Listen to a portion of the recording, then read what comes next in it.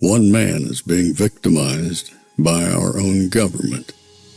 One man whom they fear, yet whom millions love. One man who is willing to take the poison arrows of lawfare. One man whose voice has been taken away by a corrupt judge operating in a corrupt system.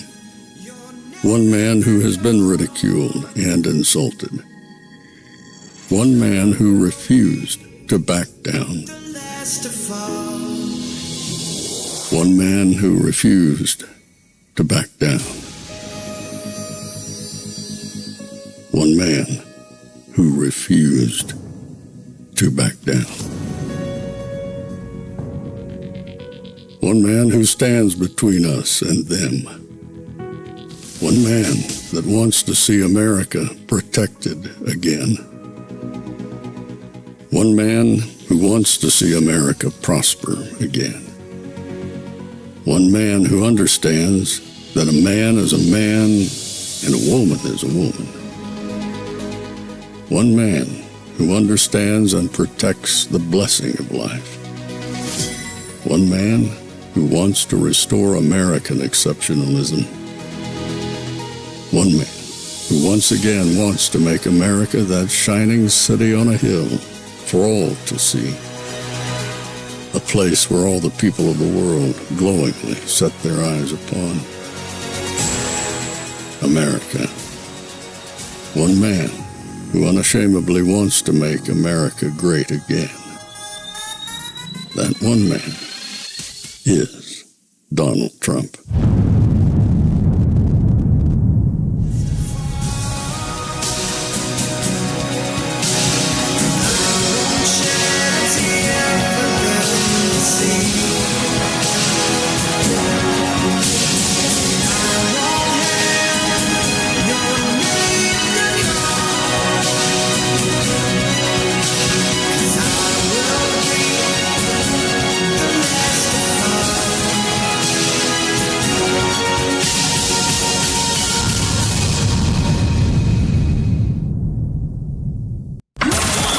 This is Fanfare with Barry Cunningham. So I had a whole different show scheduled for today. Was going to do a bunch of different things. And then something happened a short period of time ago that I'm not sure if you guys all know.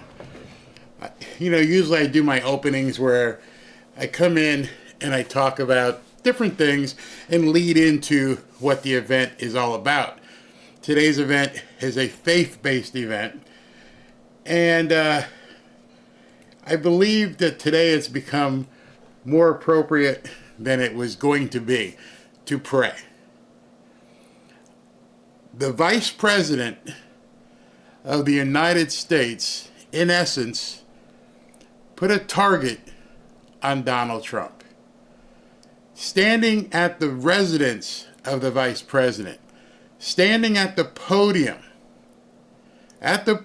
behind the seal of the Vice President of the United States, I just witnessed the most vile, the most scumbaggery thing I've ever seen a United States government official do in her official capacity as the Vice President.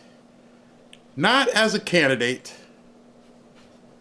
not as an American, an ordinary American who has an opinion, but she stood behind the seal of the United States of America. In essence, what she did is told every wackadoodle out there that this guy needs to be taken out. And I'm not making up a conspiracy. Let me just show it to you. I want to make sure the volume is correct on this because you won't believe it. Let's take a listen.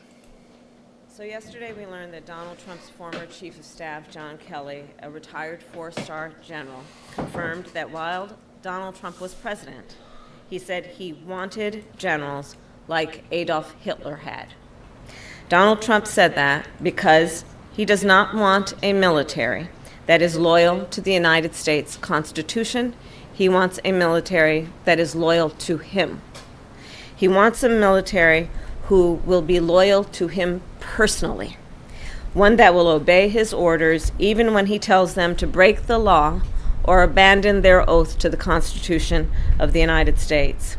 In just the past week, Donald Trump has repeatedly called his fellow Americans the enemy from within, and even said that he would use the United States military to go after American citizens. And let's be clear about who he considers to be the enemy from within. Anyone who refuses to bend a knee or dares to criticize him would qualify, in his mind, as the enemy within, like judges, like journalists, like nonpartisan election officials. It is deeply troubling and incredibly dangerous that Donald Trump would invoke Adolf Hitler, the man who is responsible for the deaths of 6 million Jews and hundreds of thousands of Americans. All of this is further evidence for the American people of who Donald Trump really is. This is a window into who Donald Trump really is, from the people who know him best, from the people who worked with him side by side in the Oval Office and in the Situation Room. And it is clear from John Kelly's words that Donald Trump is someone who, I quote, certainly falls into the general definition of fascist, who in fact vowed to be a dictator on day one and vowed to use the military as his personal militia to carry out his personal and political vendettas. Donald Trump is increasingly unhinged and unstable. And in a second term, people like John Kelly would not be there to be the guardrails against his propensities and his actions. Those who once tried to stop him from pursuing his worst impulses would no longer be there, and no longer be there to rein him in. So the bottom line is this. We know what Donald Trump wants. He wants unchecked power. The question in 13 days will be, what do the American people want? Thank you.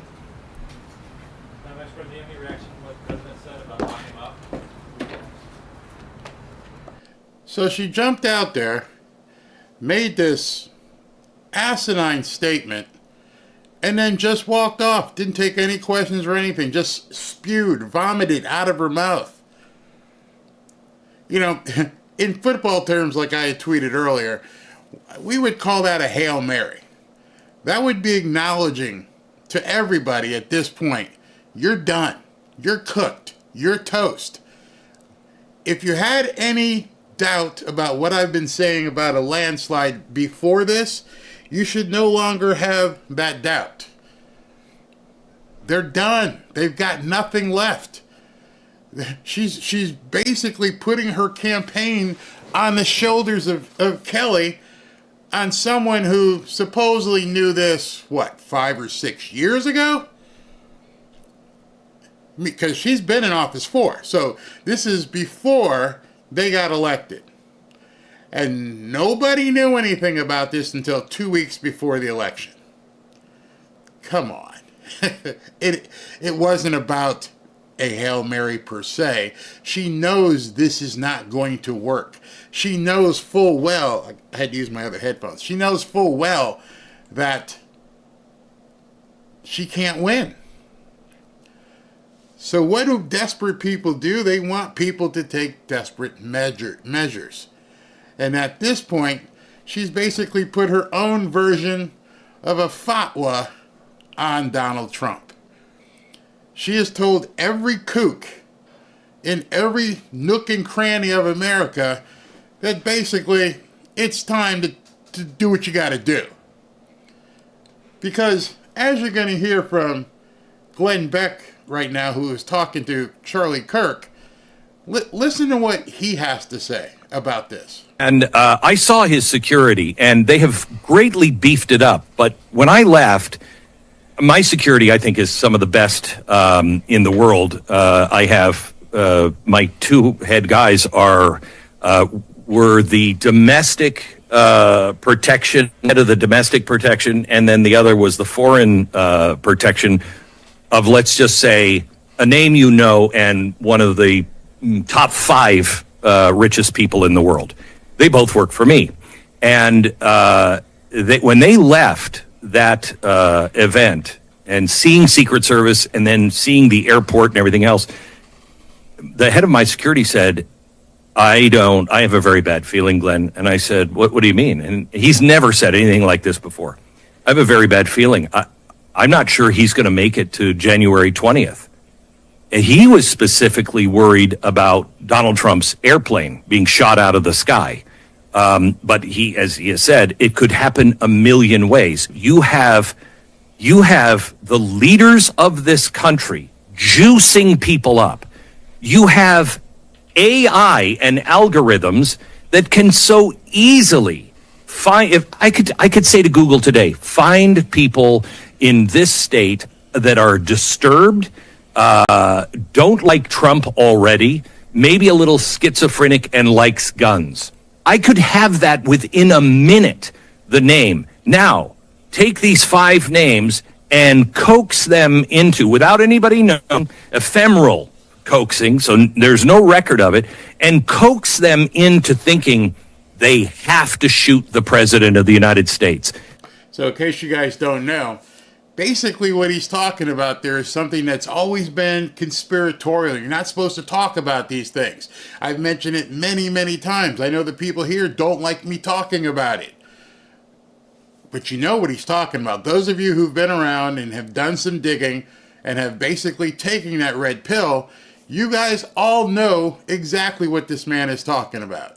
And if you don't, I would tell you to go watch The Bourne Identity and find out all about what your government has been capable of for years. Without me having to say it, I think some of you guys in the chat, and I'm seeing some of it right now, know what I'm talking about. That's all real. What is Kamala Harris doing? What aren't they willing to do for power? When you see people hungry for power, that they will do that, God help us. God help us. Don't give them more power. Glenn, we are out of time. I agree with you. I think they're going to try to kill Trump again before Election Day. This surge is out of control right now, as with early voting. The vibes are gone and the joy is gone. And you are right. This is a point that our mutual friend Dennis Prager has made for as long as I've been following him. If you believe somebody is Hitler, what wouldn't you do? What it is a dog whistle to every single sleeper cell and every crazy person out there, every schizophrenic person that might have a firearm. It's okay now to go after Donald Trump. And these are desperate people. These are the worst of society. Yes, 20 seconds, Glenn. Yeah, this is what propaganda wars is really about. They've pushed mental illness onto this country. So many people are still wearing masks. They have taken maybe even a third of the country and just locked them into crazy town. He's exactly right. So today's event that's happening in Duluth, Georgia, takes on a whole completely different perspective at this point. What aren't these people willing to do to stop what's obviously happening at this point? Every single thing she's tried, single thing she has said, she has spent over $1 billion in advertising. $1 billion in advertising. She has hired and retained the best lawyers in the world. She has hired and retained the best political consultants in the world. If her advertising budget was in excess of $1 billion, they probably spent at least $1 billion on their entire operation. So we're probably talking about a $2 billion spend that they've put together to try and orchestrate everything they possibly can to take this loser candidate and manufacture her into a winner.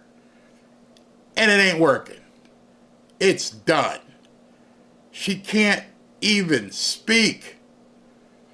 And at this point, the news media has compromised themselves to no avail. She's been compromised in churches to no avail. Black men are running away. Black women are running away. There just seems to be no end to the loss. And you've got these pollsters that are trying to basically pick numbers out of their butts to try and make it look like something. And then you've got state after state saying, it's going to take us, 10, 12 days to figure out how many votes there are. Yes, I believe it was Georgia or Michigan. Somebody said it's going to take them 10 to 13. Oh, no, it was Arizona. Maricopa County, not even the state. Maricopa County said today that it's going to take them 10 to 13 days to count all the ballots. You have entire countries that have held elections. Florida, down here, I think we've got 30 million people, much bigger than Arizona. We'll have the results sometime about 9 o'clock, if not before that. And one county in Arizona says, yeah, it might take us 10 to 13 days. The desperation is off the chart, but I didn't think what I saw today was even possible. I did not ever think, and I'm probably you feel the same way, you would never think to see the Vice President of the United States standing behind the seal of the Vice Presidency, basically calling her opponent in an election Adolf. Now, every person with the right mind would be like, it's ridiculous. We're not even considering this insanity. It's not even worth talking about. But it's not every person in America that she's trying to reach. You see, they've forgotten at this point. They don't need votes. Votes are done. They're not going to win. The early vote is already showing them that I don't care if Maricopa takes 10 or 12 or 15 days. More than likely, Trump's going to win this before November 5th. The lead is essentially going to be so big to rig that they can't cheat their way into a win. The numbers are so substantial. They are so overwhelming. If you guys have not been following that, the numbers are off the friggin' charts. So now what you've resulted to, in conjunction with that Department of Defense authorization that we have been talking about, which I'll probably have to talk about in a forum, because I can't talk about it here because things are going to get crazy. Things are going to get absolutely nuts. You think to yourself, well, it can't get too much further nuts. Yeah, you just saw the vice president compare her opponent to Adolf. So if that's where they are, and they've got the news basically supporting that and doing everything they can to basically make you think at this point that this man is a, quote, fascist and everything else, they're going to do whatever they can. Listen to this. So the contrast could not be more stark. Yes, we have a dismal economy, but we are also facing the prospect of fascism. And actually, the economy isn't even that dismal. Things are rebounding, but everyone is talking about the economy. But in fact, we are actually facing the real premise and specter of fascism. I think on the economy, too. You're not going to believe what she's about to say here. I want you to pay attention. All the data suggests that that's not the case, but there's a feels issue with the economy. The vibes Things are poor. feel expensive. This elitist news network just said it's not really true what you experience at the grocery store. It's not really true what you experience at the gas station. It's not really true when you write your mortgage or rent check. It's your feelings. You feel like it's more expensive. It's really not. Everything is fine. Kamala and Joe, they've done such a great job. You're all up in your feelings. This is what they're telling people now. People feel bad about it, and even if they don't feel bad about their personal economy, they feel bad or worry about their kids or their neighbors or others. And yes, that is throughout history, Angelo, a ripe climate for an autocrat, which is exactly what Project 2025 ushers in. Okay, what's Project 2025 and who's using it? They have come to the apex. We have come to the point where they wanted to come to. This wasn't by accident. They've been mentioning Project 2025 over and over to people. They're getting basically hoodwinked every single day when they watch these newscasts. Project 2025, oh yeah. And now what he's going to do is he's going to put you in jail. He's going to put all y'all in jail. Oh, and also what he's going to do is he's going to do a national baby removal ban. Yeah, and then also he's a fascist. And I'm like, it's constant. It's nonstop. It's designed to basically build a frenzy, to drive these people into being bat poop crazy. And it's working. There's already been, as we know it, two different assassination attempts. But, I mean, that's just what we know. Show you more how the news is basically, at this point, propelling this thing. When I say propelling this thing, and how they're trying to do different things. Listen to this insanity by CBS, which Trump is going after, right? So if Trump's going after CBS, then, they'd want to swing back at him. Election Day is just over 2 weeks away, and the fight for every single last undecided vote in battleground states is intensifying. Vice President Kamala Harris is targeting disaffected Republican voters by hitting the trail with Liz Cheney in the crucial blue wall states of Pennsylvania, Michigan, and Wisconsin. Cheney was a powerful Republican congresswoman, and today she called Harris a responsible adult. As for former President Donald Trump, he was back in... Wait. Cheney was a powerful Republican congressman. She was so powerful, she got blown out in her race by 30 points. So, again, they're lying. So now listen, they just glorified and said how well Kamala Harris was doing to, basically push her campaign. Now listen what they say about Trump. North Carolina, again pushing false claims about FEMA and immigrants. That's after he spent the weekend slinging a crude insult at Harris, engaging in lewd locker room talk about the late golfing legend Arnold Palmer, and staging a campaign stunt at a Pennsylvania McDonald's.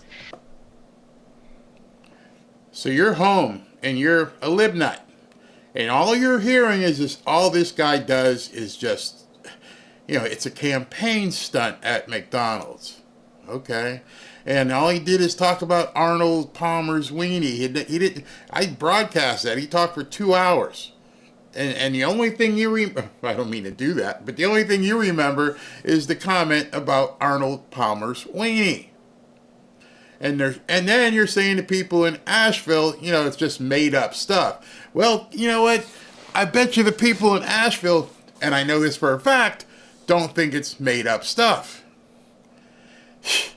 All right, so we're getting ready to bring Trump on, and this is a faith-based event, which I think we need a lot of right now, a lot of prayer, because this is looking really, really bad, and I don't know where it's going to end. I don't know how we're going to get there. I personally am going to pray for Trump's survival and his protection, and for the armor of God to be all over him, because these people... they want the worst of him. He's talking in a video right now. Hold on. Important thing we have to do is protect the vote. Keep your eyes open, because these people want to cheat, and they do cheat. And frankly, it's the only thing they do well. We will make sure your ballot is secure and your voice is heard.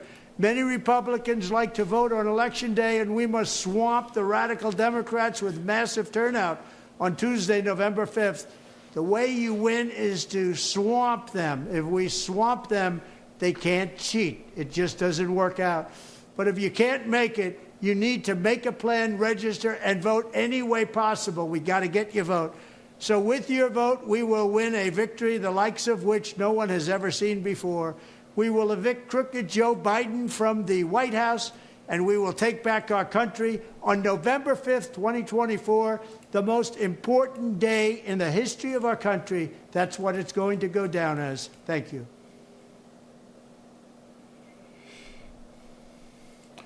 So they're bringing up pastors. They've got it's going to be a town hall. I'm not sure who's going to moderate, and I'm watching it so I can tell who's coming out and when they're coming out. My headphones didn't work today, so I had to go old-fashioned and put in a wired set, which drives me crazy.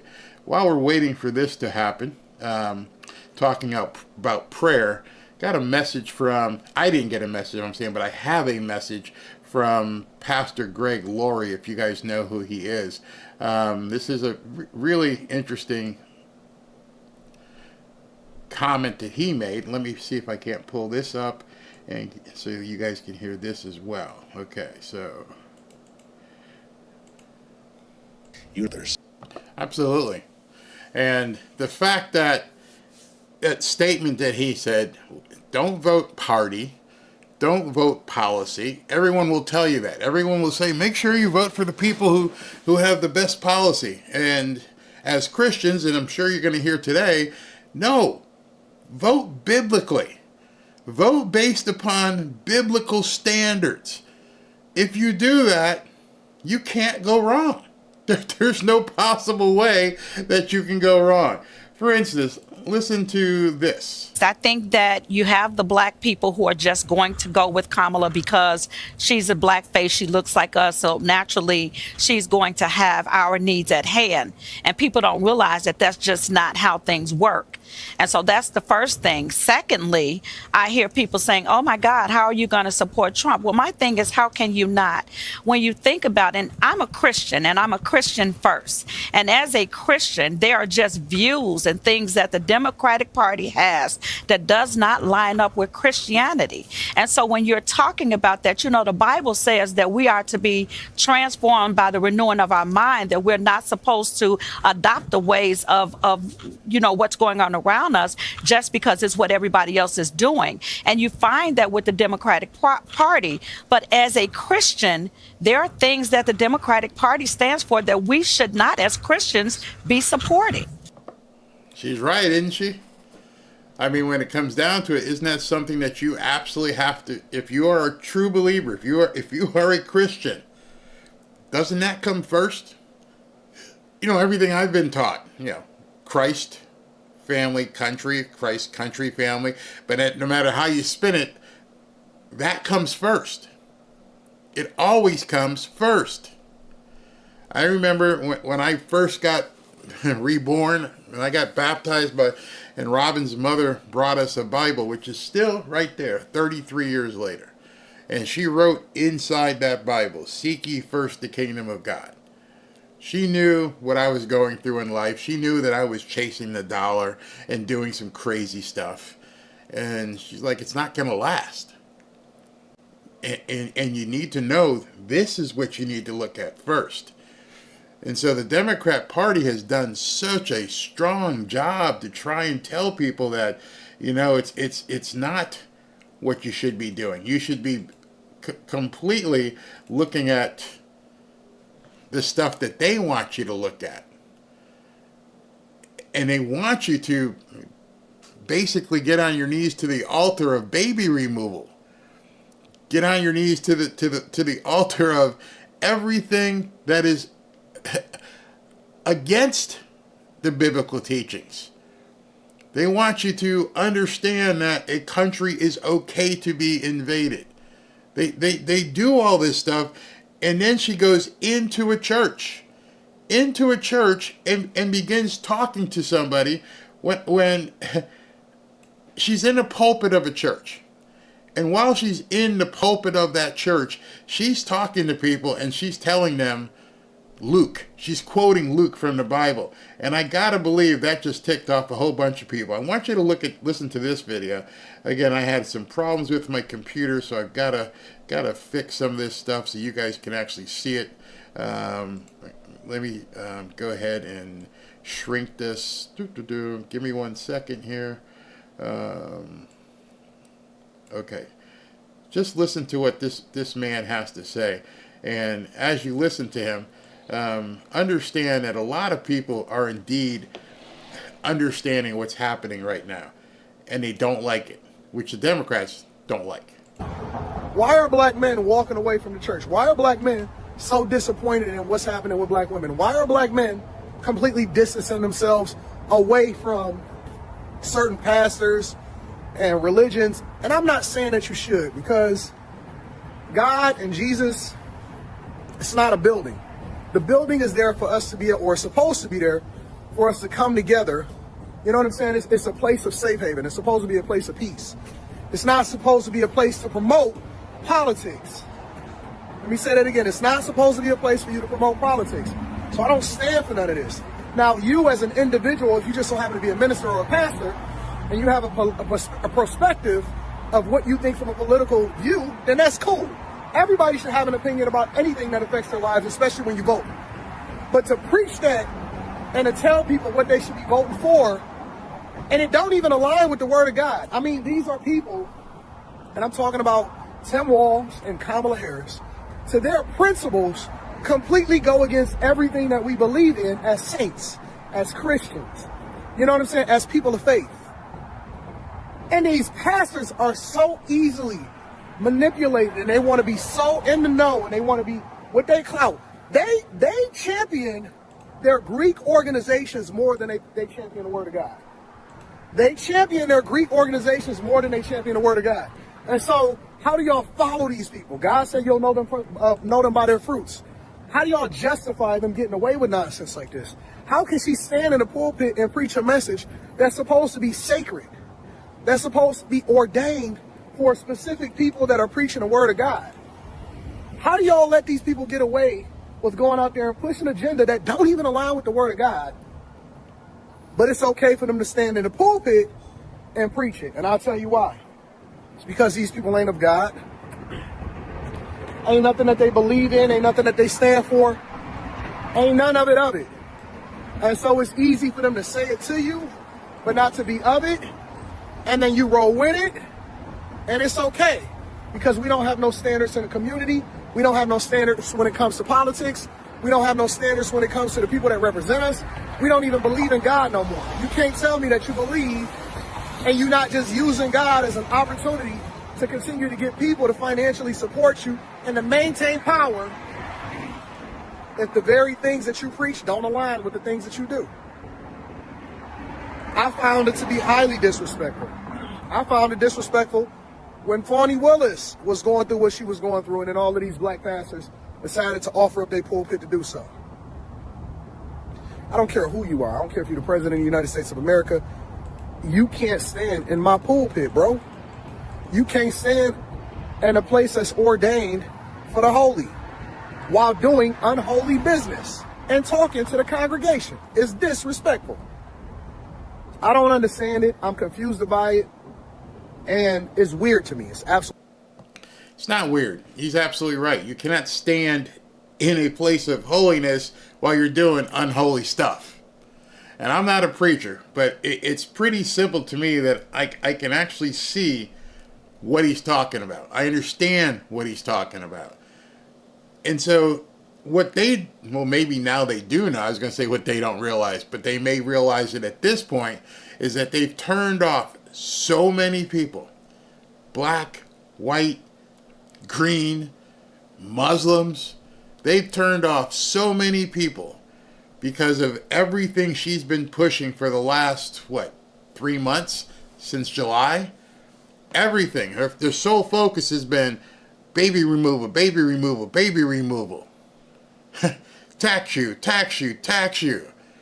And then they're surprised because people are revolting and going, nah, we're not about that.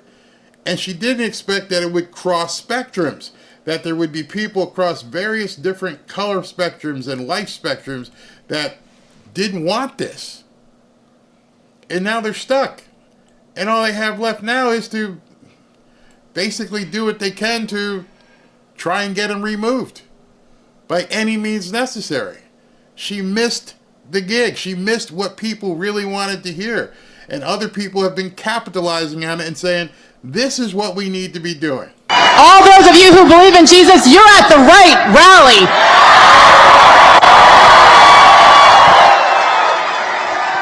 You're at the right place. We welcome everybody here. Pennsylvania absolutely does. For all you who believe, you know you're at the right place. Jesus, Muslims, atheists, Jews, everybody is welcome here. I know from personal experience, I'm going to tell you a quick story before we bring out the man of the hour. Personal experience that everybody is welcome. As the proud daughter of a black man whose parents and grandparents came from the islands, from Trinidad and Tobago and Barbados. A white mother, a white Irish Catholic mother whose parents and grandparents came from Ireland and Italy through Ellis Island. Guess what? They did it legally. And they came here. And because of that, I have the honor of speaking to you tonight with the president because they love this country and they took the time to do it the right way. So I know for sure that all of us are welcome. As the proud mother of 3 college-age kids who have very different opinions, I know from personal experience, all of us, everybody is welcome. And as a career TV broadcaster, part of the mainstream media, corporate media for years and years and years, who then said, no, enough is enough, because diversity of thought is what matters. Everybody is welcome. Everybody's welcome. It's a big tent, and we all need to be in it. So we're waiting for Trump and actually this thing to kick off. It's 3:09. He was supposed to take the stage at 3 o'clock. We've got an event at 6:30 tonight. Tonight's an actual rally. So he's doing basically this schedule that he's put up is absolutely insane. She can't stay awake. She's not doing any events today. 2 days in a row, she's not doing anything. She did that little press conference without any questions, and then she ran. And then today, we've got this event right now. Then we've got the Turning Point rally tonight in Duluth, Georgia. Then we've got the Tempe, Arizona. Tomorrow there's 2. One in Tempe, Arizona, and then a second one in Las Vegas. And then Friday, if we can get the rights to it, you've got the Joe Rogan interview. And then at 6:30, you got another rally in Michigan. And then you've got 2 on Saturday. So basically 2 per day for the rest of the week. I won't get back to my regularly scheduled programming until next week. Ashley had a bunch of stuff that she wants to do, and we've put a bunch of that on hold right now until we get through at least, I believe the 27th, when he does the Madison Square Garden event, that's going to be his last big public appearance. I'm sure he'll be doing some things in between that in that last week, but not a lot. So let me take a moment while we're waiting for him to come up. If you guys have not, as of yet, joined us in our private forum on Twitter/X, I invite you to do so. Just go to fanfareshop.org/group and just go ahead and click join, and then you'll get approved. Depending on who's working today and what they're doing, we can get you approved rather quickly. So just go ahead and get in there. You won't be sorry. I personally, I'm telling you right now, I can't believe how that thing has exploded. I thought I was going to have to continue doing content over and over and over until people got comfortable. And it took about 3 or 4 days, and now it's a veritable cornucopia of content. People are sharing videos, they're sharing links, stories, articles, images, memes. It's just, there's so much in there. And the best part about it for you people who are Trump supporters is that there's no trolls. Most of the people there came from watching my videos here, so it's like a safe space inside of X. So when you venture out to the main site of X, you may encounter some nuts, but you're not going to find that in our group. And if you do find it, just let us know and they get zapped right away. So just get over there, fanfareshop.org/group, and join what is now 5,000 Patriots on our way to 6,000. Love to have you. Come on in. All right, well, while we're waiting, let's go ahead and take some comments. It looks like, as of right now, he still has not come out. They've got people on stage. Decent crowd, very, very good crowd, and looks like there's like 10 or 12 people on the stage for questions. All right, let's see. Fanfare feels like home. Yeah, thank you. Oh, you'll bet Madison Square Garden will be sold out. Well, I can pretty much confirm that because it sold out in 3 hours. 3 hours and it completely sold out. Yes, God knows best. I've ran into one. Well, if you ran into a troll in there, go ahead and report it, and boom, he's gone. It doesn't. Zero tolerance for trolls over there. Diana says, pray Matthew 18:19 to 20 for Donald Trump's protection. Yes, absolutely. Do I have a link for X? I just posted it. It's right here. Here you go. Just type this into your browser. Well, let me get that comment out the way. fanfareshop.org/group. Instead of the long URL, you can just do that. I don't know who mods are working, but this guy Buster needs to go. Wow. Lee Roberts says, I always share your videos. Well, I appreciate that. Appreciate that a lot, Lee. I don't know which mods are in here, but look at this Buster guy and send him packing.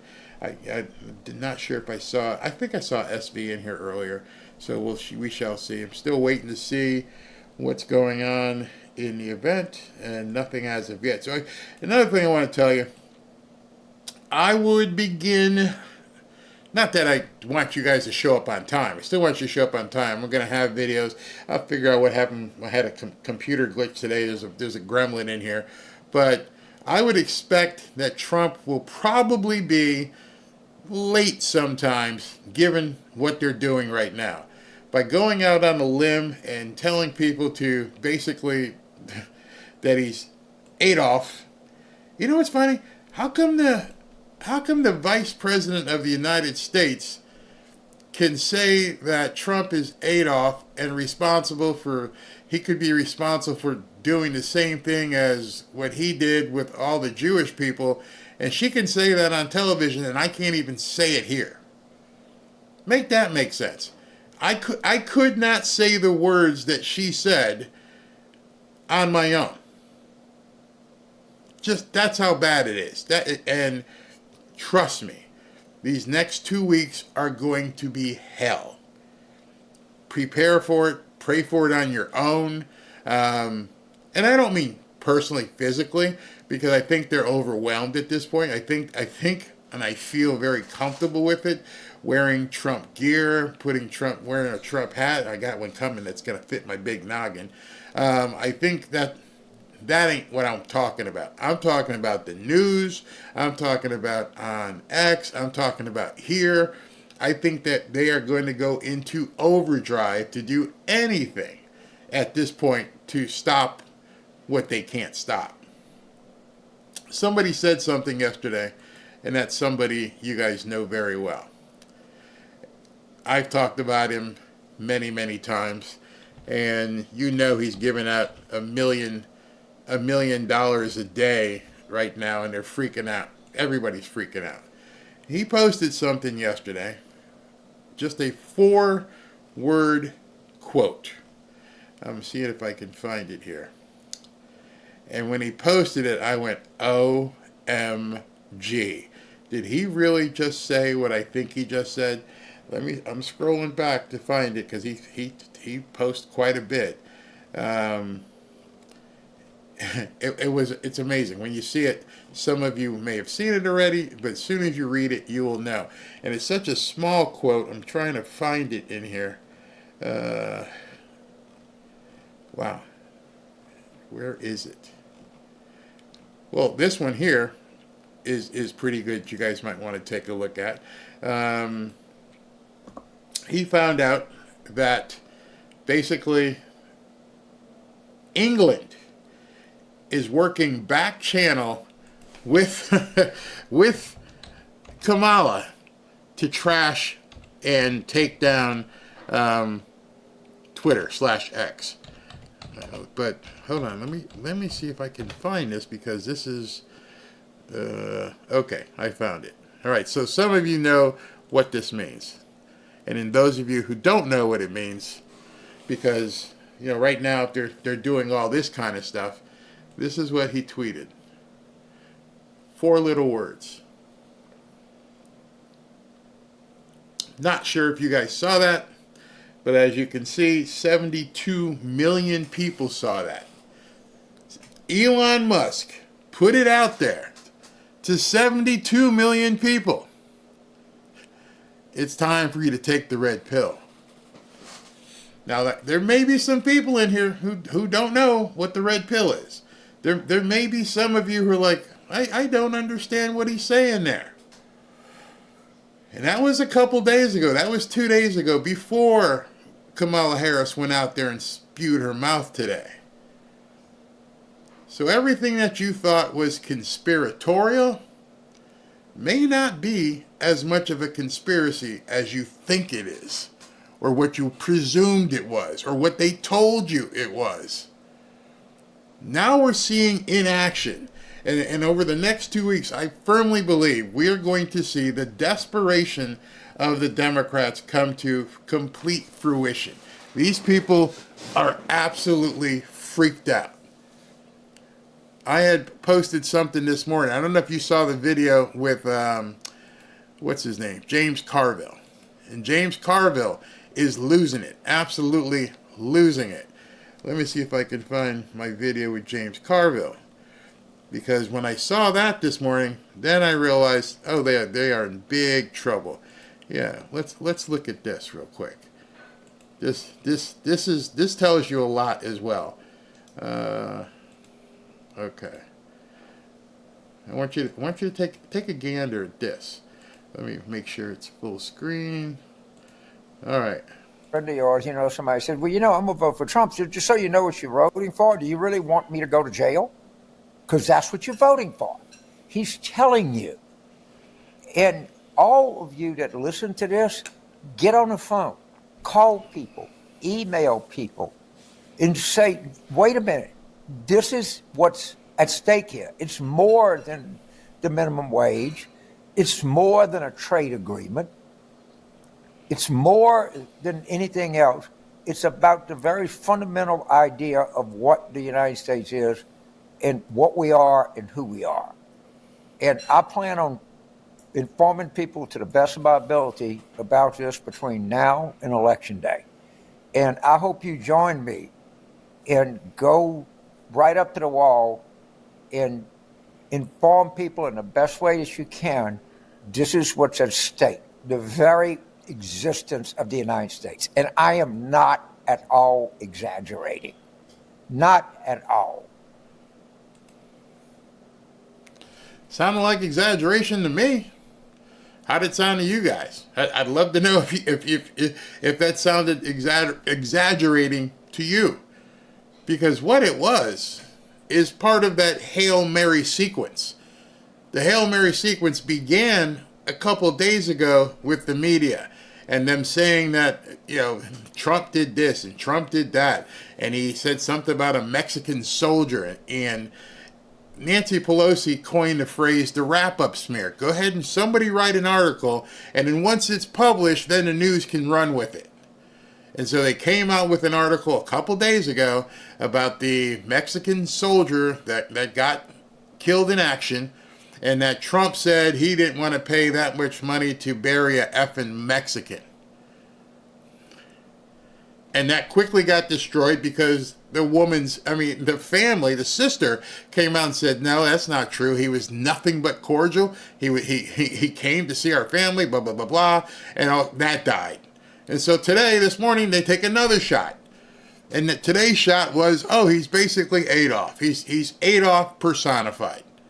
You guys don't understand that this man is the same person that did all that to the Jews back in 1940. Hoping that there's some wackadoodle out there that would do anything to make sure that, that type of person doesn't get back in power. They're desperate. Forget the election. The election's over. I've told you, I've showed you data after data after data point. I've mentioned to you how she's lost so much of the black vote, it's not mathematically possible. Push the election off. Vote, you still got to vote. Everybody's got to vote. Go vote, vote, vote, vote. Got to do that. But if you vote and all your friends vote and your family votes, we're going to take care of business on the voting side of things. But now they realize they don't have the numbers. And so now it's ramping up. And this is only the last couple days. Watch what happens over the next 8 or 9 days. We're ripe for a red flag as far as I'm concerned. I mean, false flag, I'm sorry. And that's why I think this guy put this out here. What you didn't think was possible is now all of a sudden possible and likely. They will do anything. So as we're leading into this prayer event, because that's what today is, he's now 25 minutes late, pray for him, man. Pray for Trump. I mean, we've got to, at this point, figure out a way to get this guy into office. All right, let's look at some things. If he basically won, why not go into hiding until Election Day? Why risk it? Well, I don't think you're going to take an alpha male like Trump and tell him, tuck your tail between your legs and go hide. That ain't going to happen. It's just not in him, and I wouldn't want it in him. I wouldn't want him to go hide at this point. I'd like him to rub it in their faces. I think it won't be said today because this is a prayer meeting, but it's likely to be said tonight at the rally that he's completely over these nut jobs. I pray for him 2 times a day, sometimes more. Yeah. Same thing with the Mexican comment. It's just, what's weird is because, as I also have told you, there's no such thing as an independent right now. Everybody knows you're either voting for this guy or her. That's it. Or you may not vote at all. But there's nobody sitting there, I need some convincing. This tells you they know there's no convincing either. They're trying to get more Democrats to get off the couch and go vote for them, but now they've abandoned any realm of reason. They've tried everything. Even in going to a softball interview with Maria Shriver and Liz Cheney, but then telling everybody, yeah, but we're not going to take your questions. Well, what do you mean? It's a town hall. Well, we've already got our questions, and she's already got her answer. So, sit down. And then she goes to Telemundo, and then she's going to CNN Today, and she's having problems with softball interviews.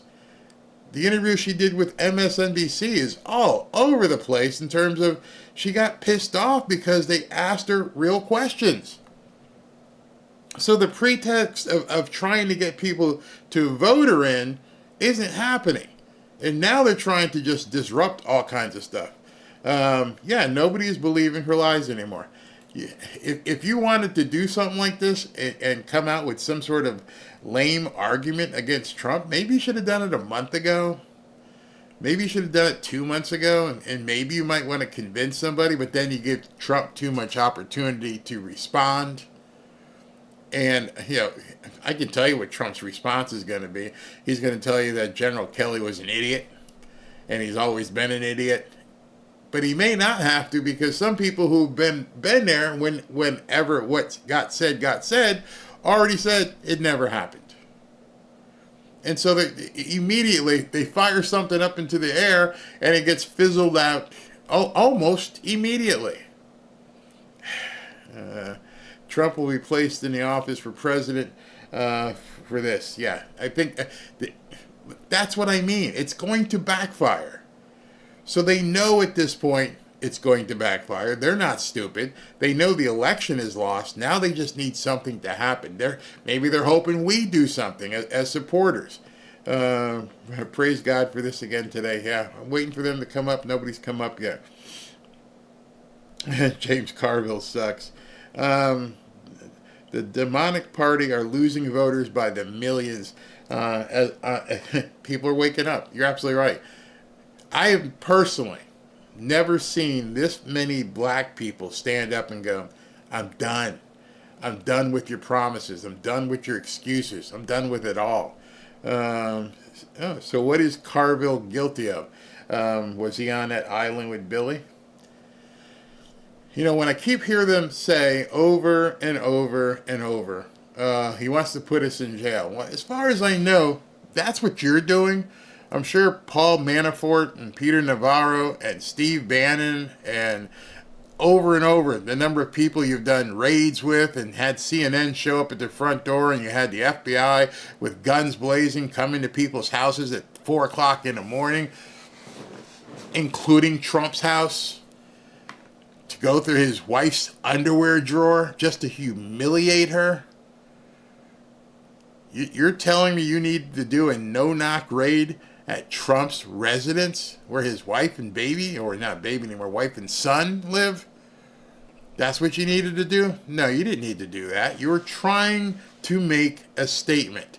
You were trying to, so the gauntlet of all these lawsuits, and then one by one, they all just fell to the wayside. What was it, a couple weeks ago? Jack Smith dropped this big filing that was supposed to be, oh, this is going to be it. Oh, wait till they see all the evidence against him. Oh, Jack Smith's going to drop a 180-page document that's got all this stuff. Oh, nobody cared? Nobody cared. His power has grown. They see these rallies with tens of thousands of people and people outside. You can't stop him. You've got a mummy running on your side.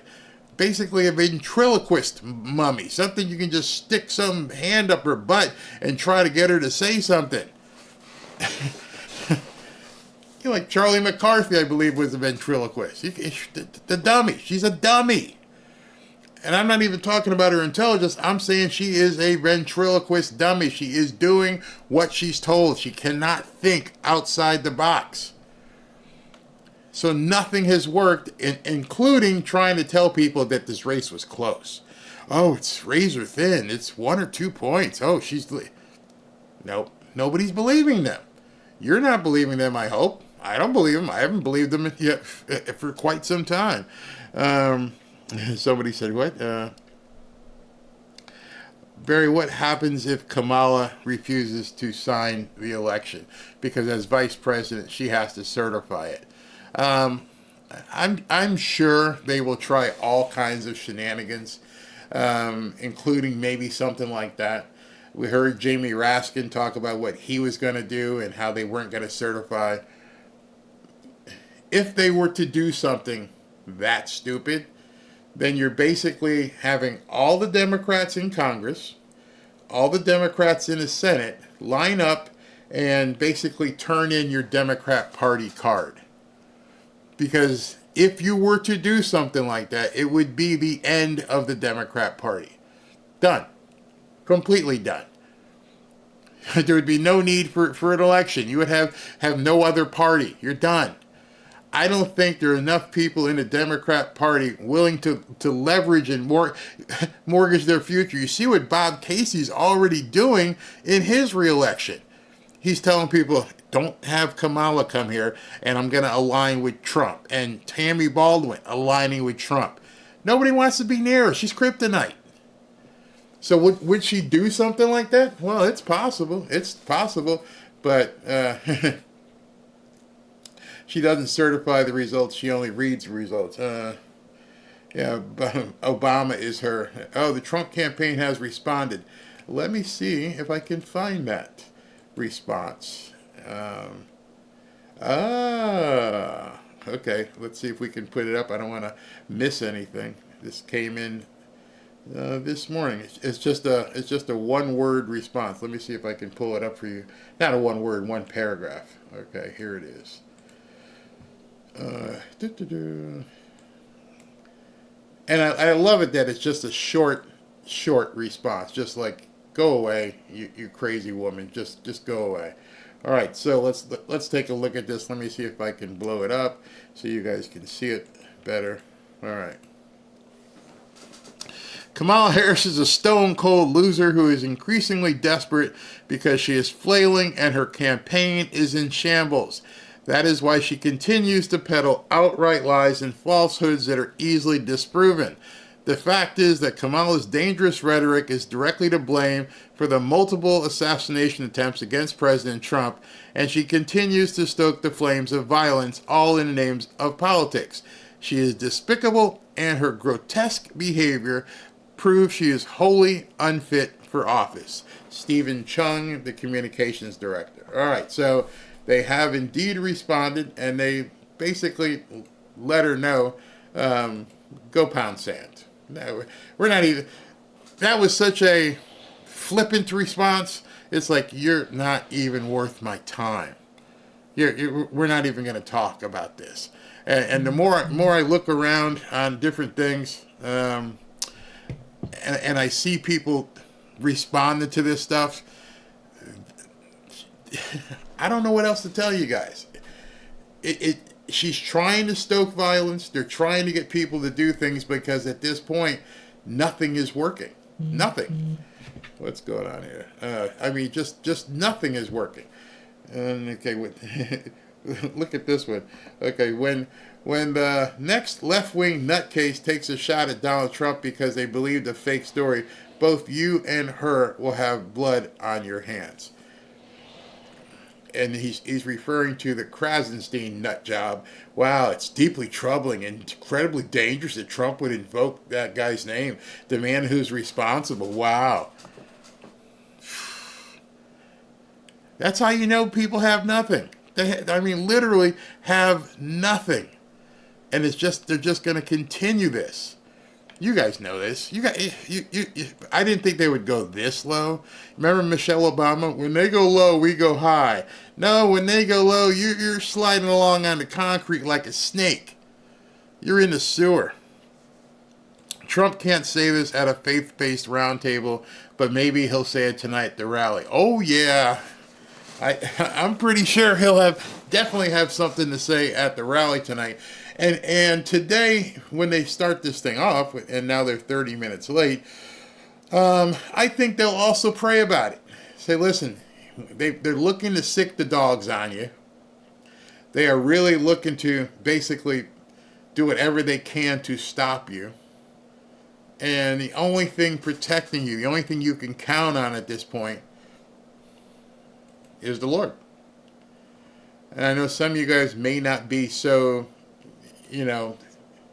deep in your Christian walk, but at this point, if you are, you gotta.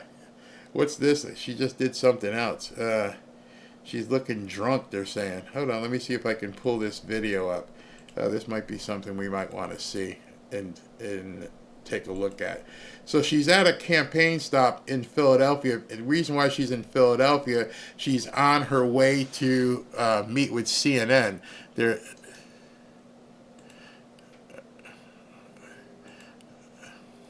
All right, so now listen to this. Let me bring it in. Excuse me. Doing this stuff on the fly, and so you guys can hear it. All right, let's listen to what she said at a travel stop. It looks like she's she walked into a building. But anyway, here, listen. We are going to, as we all say, turn the page on an era that was about trying to have people point fingers at each other, trying to suggest that there are these issues that divide us when the most fundamental important issues we care about unify us. And so you all are putting that into action every moment of each day. You've been doing this work. We have 13 days to go. And I am so deeply thankful to you. You are having an impact on, for the most part, people that you may never end up meeting, because your work here will impact people around the country. Understand that. You are having an impact on people you may never meet, people who may never know your name. But because of the time and the heart and the effort you are putting into this, you're going to forever impact people in a very important and positive way. And this is about the fact that we love our country and we are prepared to fight for the best of who we are. And so I thank you, and in front of all the friends, I thank your mayor. Because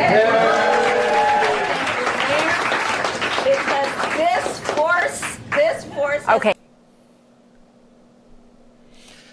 How do you call Trump Adolf an hour ago and then start talking about not wanting to be toxic and bring the country together.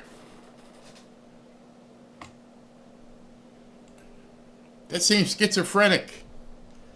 It seems to be something that's just out of Twilight Zone. You can't possibly be that obtuse. Maybe you could be drunk. Maybe that's what your excuse is. You're absolutely wasted. But you just gave a speech literally an hour or two ago, and you called the man Hitler. Joy Reid has been saying it over and over and over again. All you do, every single day, Joy Reid gets out there and just says that. But, you don't care. You don't care. You just keep saying stuff, no matter who you think it hurts. You want to know how bad things are? Look at this. The McDonald's where Trump served French fries in Pennsylvania has now hired armed guards to protect the employees who are being threatened by angry Democrats. What do those people at McDonald's make? 10, 12, 14 bucks an hour? Trump stopped there and they treated him nicely, and now they had to hire armed guards because the nuts are after the people who are flipping hamburgers? Seriously? And you want to call Trump dangerous? This is why they're doing what they're doing. So at this point, keep your head on a swivel, watch your back, make sure you're locked and loaded, because if that kind of stuff is happening at a frickin' McDonald's, the people who served burgers and showed him how to use the fryolator are being threatened. These people have no hope. And we still got 2 weeks to go. 2 weeks to go. And let me check the screen. Still waiting to see. Nope, he has not come out yet. All right, so let's take a joyless read. The liberals' impact on America is that they are getting more people to join them in hell. Very well said. Very well said. It's get him before they get me tactic. I have to believe at this point, how do I say this without getting myself in trouble? I'm almost sure that the combination of RFK Jr. and Trump and what they plan on releasing to the public is so terribly scary to some of these people in power who behind. I'm not talking about Kamala, she's nothing. I'm talking about the puppeteers, whoever has got their hands up her butt.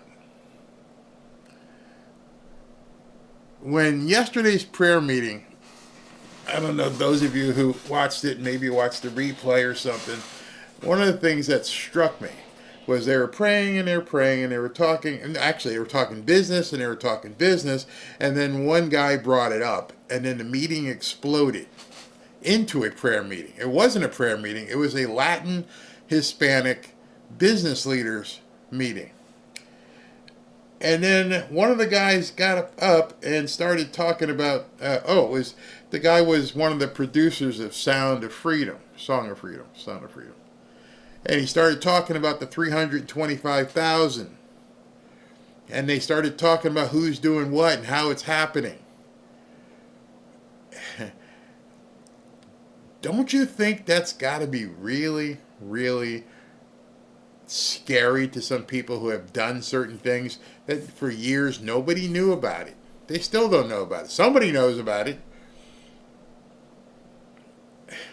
Notice that nobody, zero, not one mainstream media has talked about that whatsoever.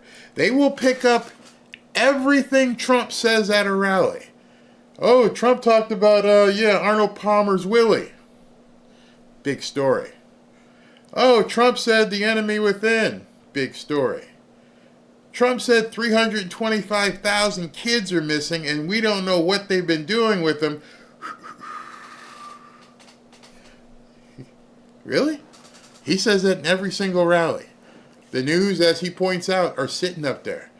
Not one single news source has ever said a word about 325,000 kids being missing. As Trump says, 100, I don't even know how many rallies there are. Maybe 100. He says 200, maybe going back to 2016. I don't know how many rallies. But everyone in this cycle, he has been talking about that 325,000. And they sit with bated breath with their phones and their pens and their pencils, and they listen to everything he says. Oh, Arnold Palmer's weenie. He talked about Arnold Palmer's weenie. Oh, he said this, he said that. Oh, he said this. Oh, we got to hit him with that one. Oh, 325.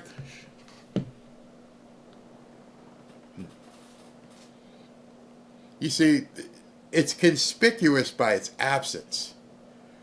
The fact that you have not heard a single news person on any of those networks ever mention those 325,000 kids tells you there's fire under that smoke.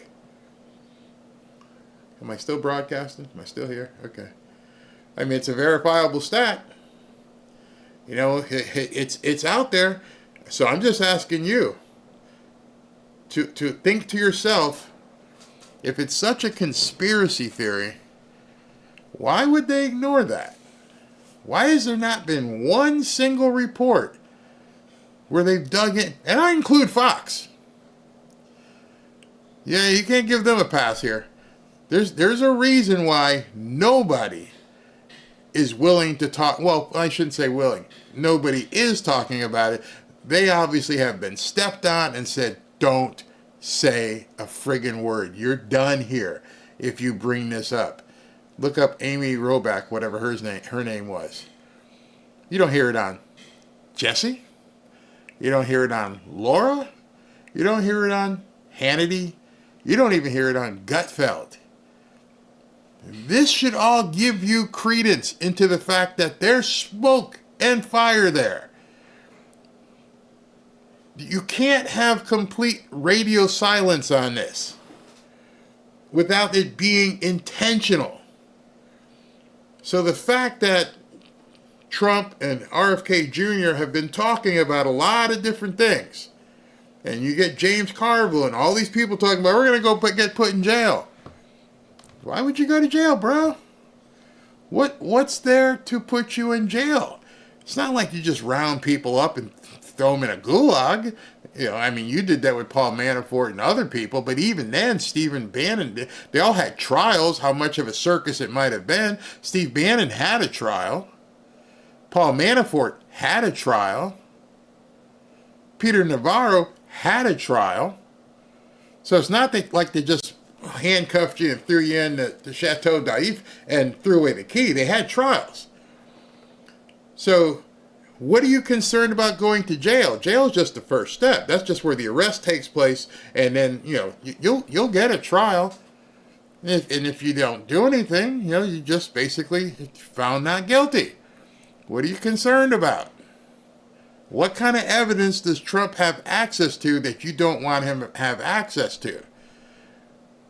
I am beginning to think, my personal opinion, that 325,000 number is small, number one. And I also believe it includes many people from years and years and years and years who have done some really shady shit. Excuse my language. Really, excuse my language. Okay, they're starting. Let's listen in. My name is Brian Jack. I'm from Fayette County, just next door. And I am proud to stand before you today as the Republican nominee for Georgia's 3rd Congressional District. I won the nomination with the support of many of you in this room, and I also won the nomination with the endorsement of President Donald J. Trump, without question, the most powerful endorsement in the history of Republican politics. And before we get on our introductions, I think we owe a measure of gratitude and appreciation for the people who enabled us to assemble here in this pillar of the community. Let's give a round of applause to Pastor Billy Smith and the Christ Chapel team.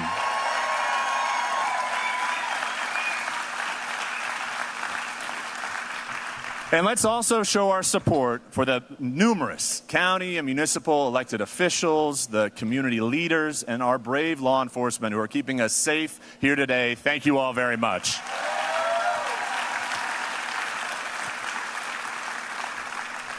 So, to introductions. First, we are honored to be joined here today by a man who previously was an incredible state senator from just a few counties away. He's someone who went to my high school and then went on to the University of Georgia, where he played football. And at Georgia, he was the co-captain of the 2002 SEC championship-winning Georgia Bulldogs. And he today serves as the 13th Lieutenant Governor of our great state. Let's welcome to the stage Lieutenant Governor Burt Jones for the introduction we've all been waiting for. The reason we're here today is a man for whom I've worked the last 8 years of my life. He is the first president to visit Pike County since the 1930s, when FDR used to fish at Flat Shoals and he played checkers at that rock store off Highway 19. And in 2020, this man won Pike County with 85% of the vote, a record.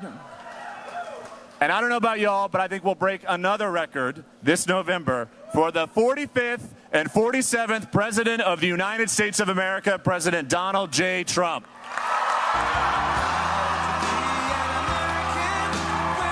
All right, so Trump is walking out, and they're even playing Lee Greenwood here too. So I'm just having to cut this real quick while he's coming out.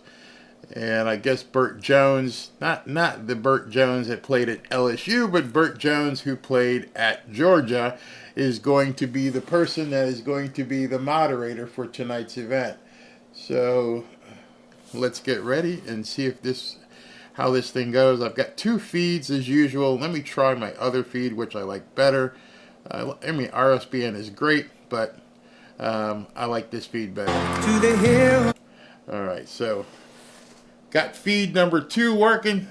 We are moments away from the town hall in Zebulon, Georgia. Zebulon. And we're going to be talking and hearing Trump talk real soon here.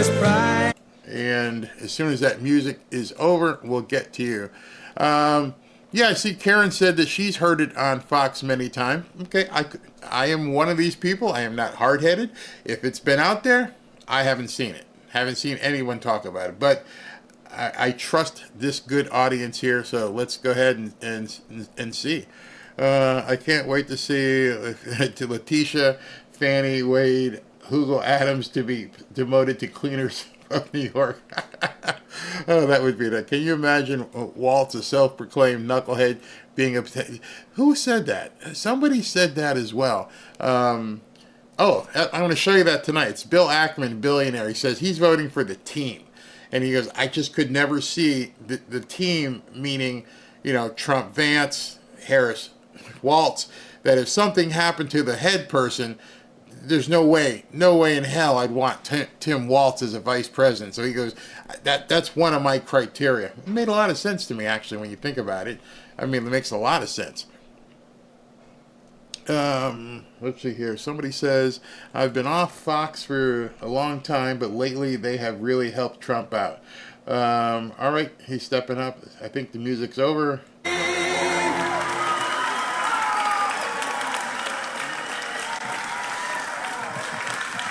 Well, thank you very much.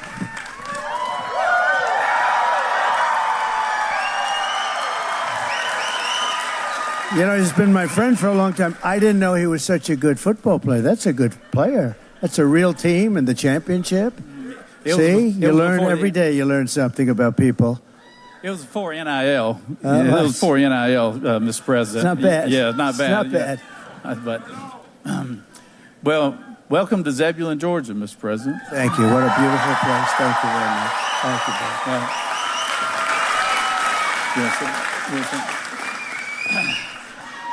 It is.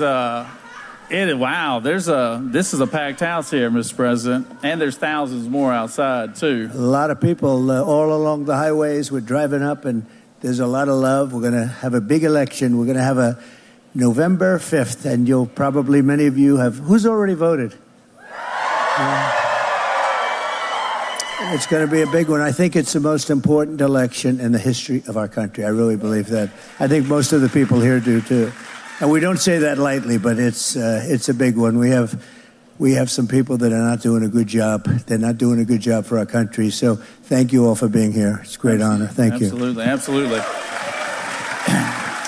It is a huge honor to have you here in Middle Georgia, Mr. President, and I know you have a big event tonight in Duluth, Georgia. Obviously, Georgia is going to play a pivotal role. Right. I was on an interview earlier this morning, and they were asking me about the closing in next 12 days, right. 12 to 13 days, and I told them that while your opponent is doing programs like The View and Howard Stern to try to close out the event and taking vacations. She took off yesterday. Who takes off when you have 13, 14 days for the press? She took off. She needed to rest. She needed to rest. You have chosen to close out the deal by going around the country and speaking to religious leaders, talking in places of worship, like here in Zebulon, Georgia. And we have a saying here in our state that people who show up for church on Sundays go to the polls on Tuesdays, and I think that's true all over. So I talk about a little bit about the event you had yesterday in Miami with the Latino pastors and all of that. Well, they did. We had a tremendous thing at Doral in Miami. And it was a beautiful day, and we had pastors, we had a lot of Hispanics, and we're setting every record with Hispanics. Nobody's ever seen anything like it. Great people, very industrious, hardworking, smart, beautiful people. And we've really, I guess we're setting the record already. It's going to be set. And we have actually something, a couple of polls just came out. We're at 56%. You know, normally like guys like Romney, anybody like Romney? Guys like Romney were getting just a few points, and here we are with the potential to actually win, which hasn't been done maybe forever, almost forever with the Republican Party, all along the border and all along in Texas and other places along the line where, by the way, they're working very hard to keep some very bad people out of our country. If you take a look at what they've done with our border, it's so bad. I think it's the biggest, actually, just to skip over to it, I think it's the single biggest problem they have. We talk about inflation, and it's horrible, and the economy, but you take a look at inflation, and the biggest problem to me is the border, where they allow murderers into our country, they allow prisoners into our country, they empty out their prisons from all over the world, and to me, it's the biggest problem that we have. I think it's the number one thing, and we're going to do something. We're going to do something to stop it very quickly. We built hundreds of miles of wall. We were doing great, and we had the most successful. The day I left office, you've seen that very famous chart. I love that chart. I love it. I love that. But, well, there it is. But if you take a look at that part, that's pretty good. They do a very good job back there. They never know when I'm going to introduce it, and usually I don't. Usually I don't introduce it. But I did that one day, and I turned to the right to look, and I'm glad I turned. Otherwise, I wouldn't be with you right now. But if you look at the arrow on the bottom, that was the day I left office, and that was the lowest day we've had in terms of illegals coming into our country, and that included drugs and human trafficking, and mostly in women, by the way. And we had it really going. And then you take a look at what happened right after I left. What they've done to our country is just not describable. Well, we're glad you're here, too. You made it through that, too, as well, Mr. President. And what we're going to do today, and I want to, before we start with our first question here in this town hall, I want to brag on you a little bit because, you know, the people only get to see you from afar, and there's very few of us that get to interact with you one-on-one. I want to tell you, this is a great guy to be around. I mean, he's a guy's guy right here. And he also has a big heart. And I just want to tell you a quick story that the national news media never covered about him. But when we had the hurricanes that hit, we had Hurricane Helena that hit southeast Georgia a couple of weeks ago. Number one, he was the first person on the ground in Valdosta, Georgia, right after those storms. And after I got to go and look at some of the communities that were hit, and they were hit hard, it was generational change there. I said to myself, I've got to do something about this. And I ended up calling a good friend, Georgia native of mine, named Jason Aldean. Y'all know Jason?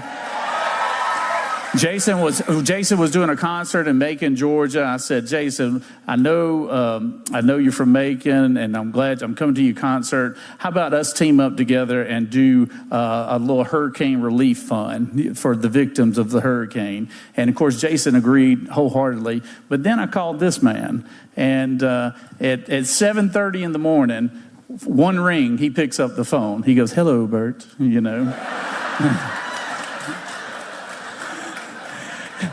And he doesn't ever waste any time. He's all business. He goes, "How we doing in Georgia, Burt?" You know. I said, "We're doing great." I was like, "Look, I told him about the storm, and he was very obviously aware of it." And immediately I said, "Look, Jason Aldean and I are going to do something this Saturday night. Would you like to be a part?" Without hesitation, he said, "Yes, absolutely." He said something to somebody in the background, said, "Hey, let's put together something for Burt Jones and Jason Aldean, and let's team up with them." And I want to tell you something. They started a GoFundMe page on Tuesday. By Saturday of that same week, because of him, we had raised $7 million for the victims of the Hurricane Fund. And thank you. And that was significant. I just want to thank you in front of this audience. And Jason is terrific, by the way. He's always the first to jump in along with you. And you have a great lieutenant governor. And I have to tell you, Burt and I have spoken about it. We also had a lot of help from your governor. He's been really great. And so we appreciate that. We've been all working together. You know, Georgia got hit so hard, and it worked very well over here from the standpoint of people getting together and helping. FEMA has had a hard time. Nobody knows exactly why, but the federal government's response was, I don't know if it was as bad here as it was in North Carolina. I was in North Carolina yesterday, 3 different stops, and I followed it in. I actually followed the hurricane in. I went there, and it is not even believable, but FEMA, meaning the White House, did not do their job. They did not do their job. And we got to change it. We had a great FEMA when we were doing it. We had some problems too when FEMA came in and they handled it, but they're not. And they spent a lot of their money on other things. You know that. They spent a lot of their money on the illegal migrants coming in, almost $1 billion. And there was no money. And so now they're going to have a special session in Congress to try and get money. And it's too bad. It's too bad. But you know who did help us though? Elon Musk. He helped us because they needed Starlink. I said, "What's Starlink?" They would tell me, "Sir, do you know Elon Musk?" I said, "Yeah, he endorsed me, right?" I said, "Yeah, he's great." He said, "You see that rocket ship come in the other day? Whoever saw anything like that?" Only Elon. I said, "Is that yours?" He said, "That's mine. That's the only one that can do it." But anyway, he needed Starlink. They needed Starlink badly in North Carolina. And I called him. I said, "Elon, they have a big problem." They had no communication. People were dying. He saved a lot of lives. And he had it over there so fast, it was amazing. They couldn't get it because it's hard to get. And it was sort of interesting because I was on the phone with him, and I said, Starlink, and we're talking a little bit, and the person called me that needed it so badly in North Carolina. During my call with Elon, I hadn't hung up. He said, "Thank you, sir, for getting a Starlink." I said, "How did you call them? How did you talk to them? We're still on the phone." He said, "Well, I have ways of doing things." But he got that to them right away, right. And it made a very big difference. Also, they got it into Georgia. So I want to thank Elon for being really very gracious and smart. Absolutely. Thank you. Well, Mr. President, if it's all right with you, I know we've got some folks here that would love to get to ask you questions directly. Okay. It is something that we're glad to be here in the church, and we do thank Pastor Billy Smith. I tell folks all the time that we're not complicated here in Georgia. We love our God, we love our country, and we love college football. Right? And we know prayers can be answered because the good Lord gave us Kirby Smart at the University of Georgia. And I think he's going to deliver you back to the White House for us. So he's doing a good job. I've got a young man, Matthew. Matthew has a question. There he is right there, sir. Hello. Hi, Matthew. Want to use mine? Thank you. President Trump, is an honor. First off, please know that me and my family, and I know so many other Christians here in Georgia, are praying for you, praying for your family, and praying that the Lord will deliver you. Amen. Amen. And we're praying that the Lord will deliver you back in the White House very soon. Amen. Thank you. Just recently, a study came out from Arizona Christian University showing that 32 million Christian Americans will not be going to the polls to vote this year. If you could share a final message to those Christians to encourage them to go to the polls, what would your message be? Well, it's interesting, Matthew, that if you look over the last 30 years or so, for whatever reason, Christians are not tremendous voters in terms of percentage. If they were, we'd never lose an election. We wouldn't have had these people in office. We would never lose an election. And I think they are. I think we've really energized a lot of people this time because they've seen how bad it is. This last 4 years it's been a horror show, an absolute horror show. And I think we're going to see those numbers go way up. I'm almost sure of it, and I'm even hearing that from statistically because you see what's coming in. And by the way, record numbers of votes are coming in, so that's supposed to be a good thing for us. And we have to make sure too big to rig. We want to make it too big to rig, right? Mm-hmm. But if they did, we would literally never lose an election. And, there's persecution going on. And especially, I don't know if you've heard, with Catholics. I don't know what's going on with Catholics. Why are they after Catholics? But the Catholics are being persecuted. School boards are being persecuted. Parents. This group is not a nice group of people. You think they're stupid, and they are really pretty dumb. But when you look at what the policies, what they've done to this country, but they're vicious people. They're vicious, vicious people. And people are being persecuted, people of religion. And you saw it a little bit during COVID, where you'd have a service outside, everybody's 5 yards away and everything, and they're coming and arresting people. It's very bad. But I think you're going to see a big change. I think you're going to see it now. And hopefully we're going to keep it going. Without religion, it's like the glue that holds it all together.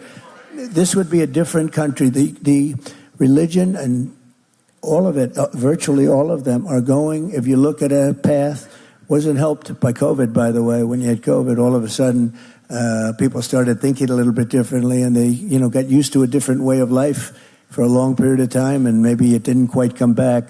But it's going this way. If we ever had it going up, it would, and I think we're going to get it up. I really believe it. I think this election is important for even that reason, for everything. It's so important, but it's such a good question. You know who else are hard voters? Are NRA people, rifles and guns, people that own guns. They vote in a very small proportion. If they ever voted, you could never lose. And in fact, the Democrats, the radical left, used to fear them. And now they don't fear them any longer because they don't vote to the extent that they should. And, look, we're Second Amendment. I think everyone in this room is Second Amendment and Second Amendment people. Right?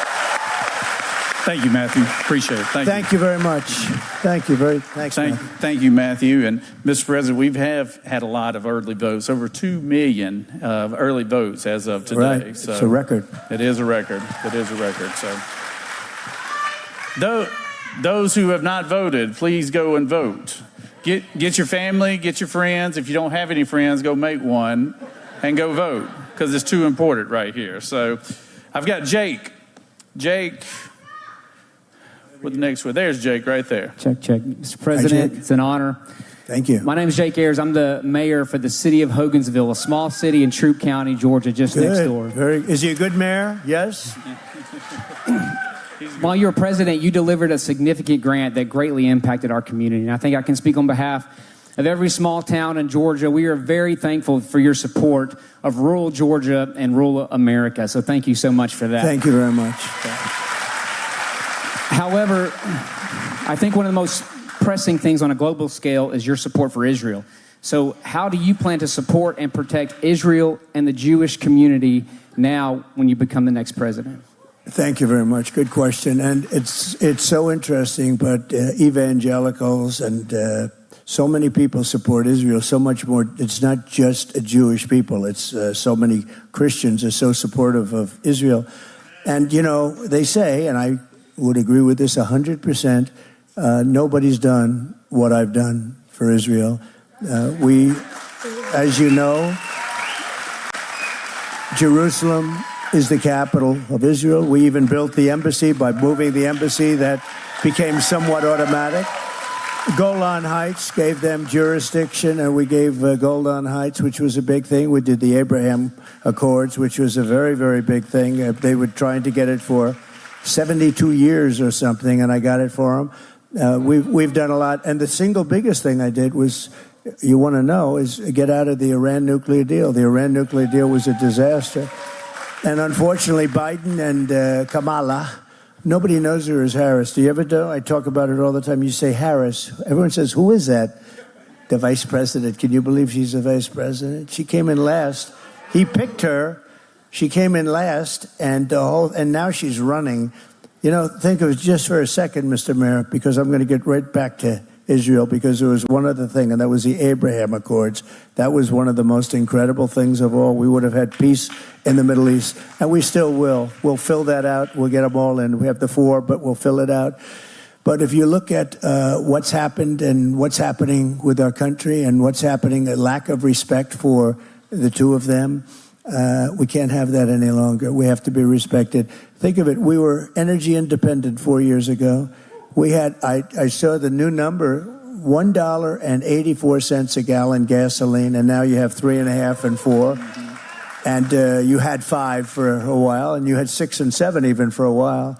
But a lot of things. So we're going to take care of Israel. We work with Israel.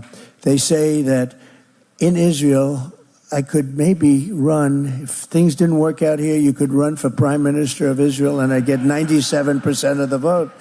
So, and of course I kid, because you know what happens when you do the little sarcasm and the kidding, they go, well, he said he's running for, you know, that's the fake news doing that. And that's a lot of fake news you have back there. That's very impressive. That's very impressive. So we're going to do a lot for Israel, and we're behind them. And the big thing, we want to have peace in the Middle East. We want to have Russia stop with Ukraine. We're going to get that done. That was another thing would have never happened. You wouldn't have had inflation. You wouldn't have had Russia attacking Ukraine. You wouldn't have had October 7th, which was Israel. And the horrible, most embarrassing moment in the history of our country was Afghanistan. The way, not that they pulled out, we were ready to pull, the way they pulled out it was so bad. They moved the military out first. No, you moved the military out last. I think it was one of the most embarrassing. I think that's why actually Putin went into Ukraine. But we're going to take care of Israel, and they know that. Bibi called me yesterday, called me the day before. We have a very good relationship. And I have to say fortunately, they didn't listen to Biden, because if they listened to Biden, they'd right now be waiting for a bomb to drop on them. And they did their own work. They did not listen. They couldn't listen because what he was asking. In fact, just the other day, they said to him, are you okay with what they're doing? Well, I don't want them to attack the nuclear, and I don't want them to attack the oil. I said, really? That's sort of the opposite. If you go and take the exact opposite for 40 years of Biden's foreign policy, you would be one of the greatest. Just take the opposite, you'd be one of the greatest in the history of foreign policy. So we're gonna work with them very closely. We're gonna work with all nations. We're not gonna have World War III. We're closer to World War III right now than we have been ever, maybe ever. And that will be a war like no other because the power of the weaponry, nuclear weapons, the power it's indescribable, and you don't even want to think about it. And it's mentioned all the time. I never mentioned nuclear. We rebuilt our military. We rebuilt the military. We had to these people gave a lot of military to Afghanistan, if you can believe it. They have parades to show it. And those are very embarrassing moments for our country. But we're going to take good care of, frankly, we're going to take care of everything. We're going to straighten out the world a little bit. One thing, if I could, somebody that a lot of people respect a lot, Viktor Orban from Hungary. So he's the prime minister, and he made the statement. He said, when Trump comes back as president, everything's going to be perfect. And it was for 4 years. And I know exactly what he was talking about. Thank you, Mr. Mayor. Thank you very much. Thank you, Mayor. Thank you, Jake. That crowd you were pointing to, they're not regular members. That crowd back in the back, they're not regular members. That's overflow. Yeah, that's overflow. That's right. It's a good crowd. As they would say, they're not from around here, So we do have a local business owner here, Mr. President, local restaurant owner, Stephanie. Great food, great place, very popular place, and she has a question for you here, Mr. President. Hi, Stephanie. Hello. First and foremost, I want to thank God for having you and everybody here. Yeah. I think we have to stand up. A woman, we stand, right? For a man, we don't have to, right? Go ahead, please. Well, my name is Stephanie, like he said, and my mom is actually the owner, Erica Frost. And we have been in business for almost 20 years in the beautiful city of Zebulon. And we have been serving the most wonderful customers that we have here that have been coming in and out of our doors. We have been serving the most delicious and most outstanding foods that we have here. And we have been hit these past 4 years with an economy that has been taking us down. So inflation, largely. Yes, inflation. A large inflation, where has put us in a balance. Either we raise our prices and lose clientele, or if we don't raise our prices, we won't make any profit. So my question to you is, how can you help these small town businesses become great and successful? So during my 4 years, I'll bet you did the best we business, did. right? Everybody Yes. says it. They all say it. In fact, now I put in the speeches at the beginning, were you better off 4 years ago? Everyone goes crazy. So he said I saved his business. Good. Thank you very much, sir. So we have to understand that inflation was, in my opinion, the worst maybe ever in our country. They say 48 years, I say ever. And a lot of it was groceries and food and things like that. You hear the word groceries, you say, really?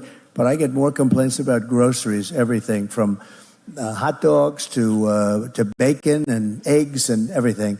So what we're doing is, and what they've done is they screwed up our energy. We had energy that was at record lows. It was abundant. The oil companies were making money, but you were driving cars. I just mentioned $1.84 a gallon, and that's way up. That's double. Everything is double. Everything's double, triple, quadruple.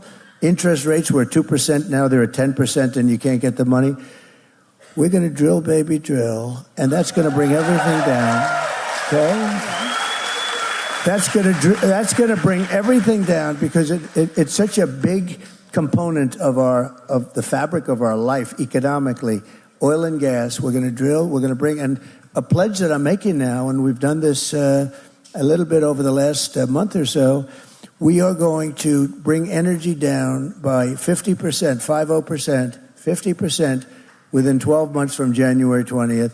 That is going to bring everything else down because it's not just, the damage has been done. They say, well, we're trying to bring it down right now. These people don't have a clue. The damage is done. We have to get the prices down, and that's going to bring other things down with it. We're also going to get the interest rates down because interest is far too high right now. Yes. So we're going to get interest, but we're going to get the oil. We have more than anybody. I call it liquid gold. We have more liquid gold than any other nation in the world, including Saudi Arabia, including Russia. No matter where you go, we have more. We're going to use it. You know where we're getting a lot from? Venezuela. Why are we doing that? And it's not good stuff either. We call it the Venezuelan tar. So we're going to get your energy costs down. That's going to bring everything, and you're going to make so much money. I really hope so. I hope with your help, you'll Good. bring El Mariachi back up how it used to be Thank you, darling. before 4 years ago. Good job. Thank you very much. Good job, Good Stephanie. job. Where's Stephanie's mother? Where's mom? Where's mom? Where is she? Just stand up and wave to everybody. There. It's a very Hello, popular Mom. restaurant. Good job you did, Mom. Very popular restaurant. Good job, Mom. It's just common sense what you're talking about, Mr. President. The energy drives everything, and it's been driving inflation. And there's not a person in this room that's not taking home less money than what they were 4 years ago when you were president. Well, the energy is such a big factor, and when they did that, all of a sudden the energy is going up, and it was obvious that everything else is going to follow, but it's going to follow it. It's going to follow it down too. We have so much, and we don't use it properly. You know, they started, as you know, they were going to end it all. And they got into a bind. That's what happened. And then they let it go back to the Trump. But if we were, that was 4 years ago, we would be 3 to 4 times more energy, would be selling to Asia, would be reducing debt right now. We have $35 trillion in debt. We're going to make this country so good. One of the things we talk about is, as an example, Detroit is doing very poorly because they're taking our car business, other countries. We're going to solve that very quickly. But one of the things we're doing is interest deductions on when you borrow money to buy a car, you get a deduction on it. And that's great. But you only get the deduction if it's built in America. The car has to be built in America. Amen. Amen.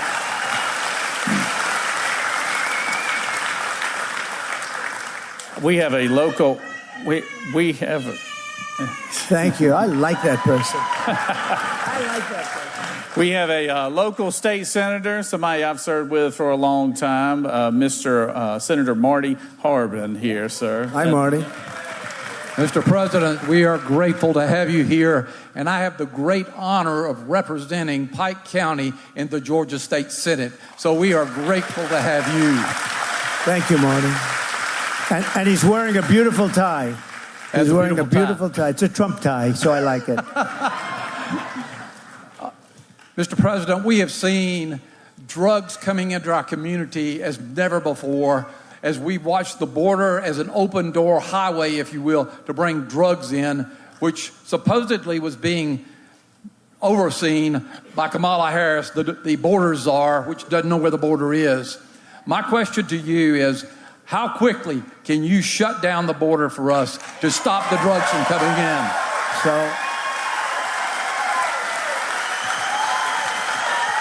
So, Marty, it's going to be the first order. It'll be done in the first hour of the first day. And, you know, as I said, we had the safest border in the recorded history of our country. You saw the chart. That was a Border Patrol chart.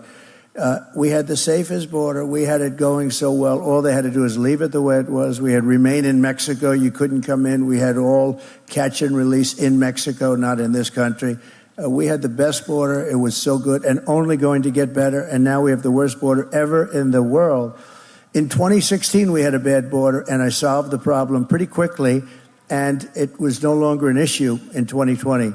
And then in 2020, we ran, and as you know, we got millions more votes than we did in 2016. So you'll explain that one. That's why we have to get a lot of votes. We got to get a lot of votes. But we made the border really good, and now we're going to have to do it again. The difference is this border is 10 times, 15 times worse than it was in 2016, as you know. But we're going to stop it, and we're going to deport all of these criminals that have been brought into the country. All right. Thank you, Marty. Good. Thank you, Mr. President. Thank you. I know we have a big crowd out there, Mr. President, but I just wanted to close with this. I know they're wanting me to speed this process up, but it's been such a treat having you in this room and answering Look questions. at all these people. You know who they are? Yeah. The fake news. The fake news. There's usually an offering plate. There's always an offering plate at the exit door. That's a lot of people. That's a lot of people. But, Mr. President, I'll just say to close with this. You have probably been one of the most vilified individuals in American history. They've tried to assassinate you twice. They've shot you one time. They have absolutely vilified you in the media. They've gone at you for almost a decade now, but particularly in the last 3 years, not just every other day, but every hour on the day. How do you lean into your faith and your family to deal with this? Because I don't think anybody else could handle it the way you have for the past decade. Well, I say this: faith. When you have faith, when you believe in God, it's a big advantage over people that don't have that. It's a big advantage. And when you have a great family, my son Eric is with us. That he's been great, but we have such a great family and such a strong backing. And Melania, our First Lady, has been great. She's got the #1 best-selling book. Can you believe Melania? So go buy the book. But I will say this. I've been investigated more than any human being, I suspect, in the history of our country, more than Alphonse Capone. Did anyone ever hear of Alphonse? Al Capone was the gangster of all gangsters, Scarface, commonly known as. I've been investigated more than Scarface. My father's looking down from heaven. I think my father's in heaven. I know my mother's in heaven, but my father was great. He was a strong guy, but a great guy, but a strong guy. But I have been, and it makes you stronger. And the fact that I had such backing from the public, these scoundrels came after me at a level that it's called election interference. It's called the weaponization of the FBI, the DOJ. They were all coming. And we're going to get things turned around in this country because it's so bad. They don't do that except in third world countries. Nobody thought it was even possible. Nobody thought it was even possible. They used to talk about it before all this stuff happened. And they say, well, it'll never happen because it's never happened before. And think of the scoundrels that are in office right now. It didn't happen to them. So I just want to thank you, actually, for your support because it actually made me more popular. A great woman said to me, sir, when you first got in trouble in New York over nothing, since then I've gone to the bridge and I've waved the flag. Where is that woman? She was so... Stand up, please. Stand up. She was so incredible. I said... No. Thank you, darling. No, she said to me, she said, I really liked you a lot, but I really loved you when they went after you so unfairly. And from that day on, there was nobody else but Trump. I remember you, okay? Thank you, darling. Thank you. Well, thank you very much. We have time for one more question, Mr. President. Obviously, this room is packed, but there's a huge crowd outside. And I think that last question is going to come from a young man out there named Ben. Maybe that was him we just heard. But okay, let's hear what he has to say. But is Ben available? There he is, right there. Hey, President Trump, my name is Ben, and I will be voting for the first time in 13 days. I'd like to own a home someday and start a family, and I'm even pursuing to be a pastor, and I'd like to know, what should I know before I go vote? So I have an idea. Are you right outside now? Let's go outside and talk to them. Okay, let's do that. You know why? Let's do that. They've got thousands of people outside. And you know what? You guys follow us out. Let's all go together. No way. Okay? Thank you very much. Let's all go together. So are they really going to take a camera outside? No way. I can't imagine that the film crew would have been ready for this unless there's a crew outside. That would be really interesting. Talk about a man of the people. The guy just goes, hey, you're out there? Yeah, we're on our way out. I'm going to come out and talk to you personally. Man to man, eyeball to eyeball. Man, you can't beat that. So I don't know if there's going to be a camera. I'll keep it on until they cut the feed. But he's out. I don't know. This would be pretty interesting if they were able to get the camera out there. But pretty awesome. I doubt it. There's no way those heavy cameras can run that fast and get him out there and get sound. I mean, he dropped the microphone, so he's not mic'd. So I don't know. Maybe we'll see it on a handheld or a cell phone video later. But I can't imagine that they'll be able to get a camera over there. It would be really cool. I mean, I see people holding up cell phones. Don't know where the guy is, if it's another room or is he indeed outside. Let me see in the other feed. Maybe the other feed has a different camera shot to it. No. So I guess it wasn't really all the way out. Oh, I'm not really sure, guys. Not really sure what exactly he's doing at this point or where the guy is. Secret Service probably crapped their pants when he said, yeah, well, let's go outside. No, you can't do that, Trump. You can't just decide to walk outside. How about we bring the guy in? Would that be better? Would somebody go outside and get the guy and then strip search him and then bring him in? But there's no way we're taking you outside unprotected, no snipers or nothing. So that's probably what happened. They probably, being that we don't see him outside and people, I've got it still rolling, so there's no sound or anything. Being that he's not outside, they probably said that's not going to happen, especially with what Kamala said today, and I've got some more to talk to you about that. So I'm pretty sure they're not letting Trump just walk outside impromptu with no way of securing the outside, knowing who's on the outside, and like I said, not having snipers in place and everything else. So that's a no-no. So it looks like that's Eric, and they're walking up the aisle, but there's no way they're going to let this guy go outside. No, see, everybody inside, if you've never been to a Trump rally, you got to go, you got to go through a full screening, pat down, everything, so they know there's no weapons inside. But I don't think they put, that kind of security outside. But he's greeting all the people, and you guys can see the same thing I'm seeing. He's walking up the aisle, and it looks like he's leaving, going outside. But they may bring the guy in. I doubt they. I'm staying with it until they cut it. They haven't cut the feed yet, so I don't know what he's doing. I'm just trying to let you guys see what's going on. Hold on, let me cut to full screen.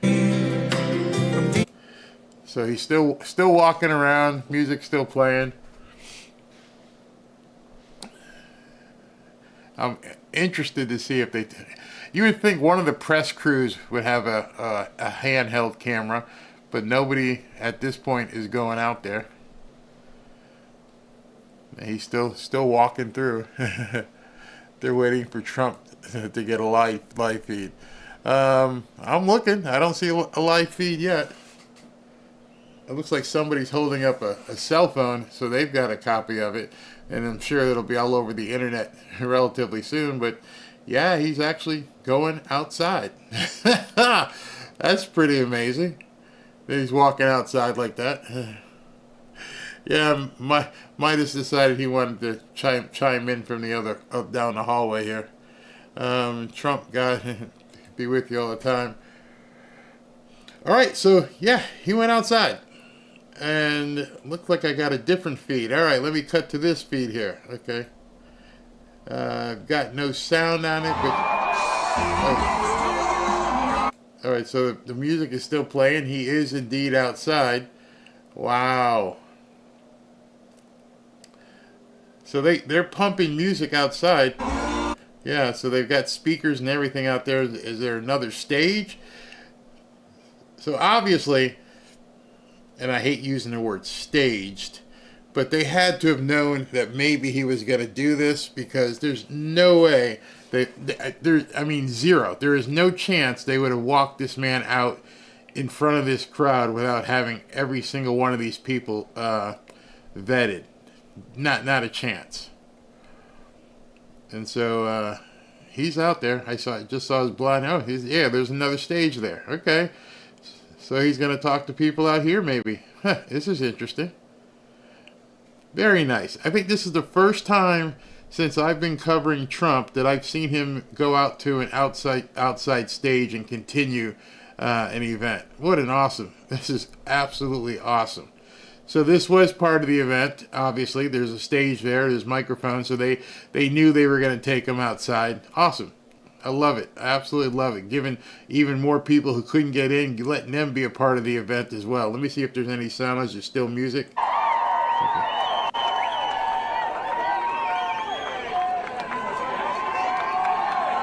Thank you very much, everybody.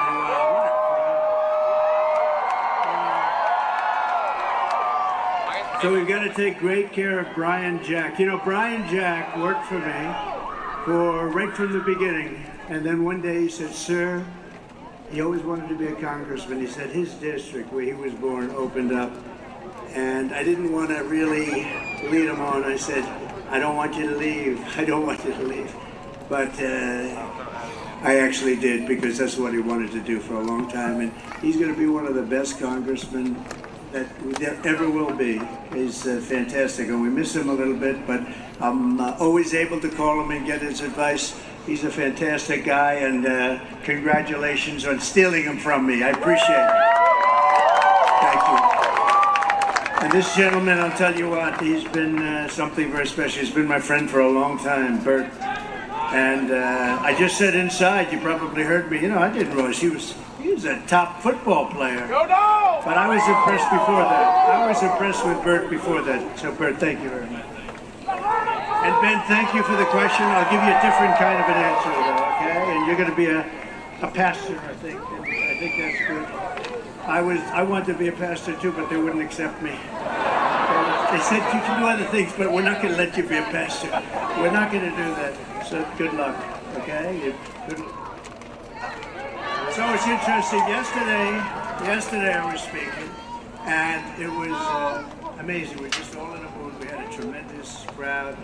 We always have tremendous crowds. There's a spirit in this country that's been incredible. But you know, I realized as I was up in front of this very massive rally, and we're going to one with I think 20,000 people right now. Right after that, but we're taking care of you first. We're going to. I brought it up, and it was interesting because I realized the time is coming to an end. This is the greatest movement in the history of our country, MAGA. Make America Great Again. And in many ways it's sad because we're down to 12 days. We've been doing this together for 9 years, and it's down to 12 days. We had the biggest rallies, the most beautiful people, it's just been an amazing thing. There's never been anything like it in the history of the country. I don't think there's been anything like it even in the history of the world.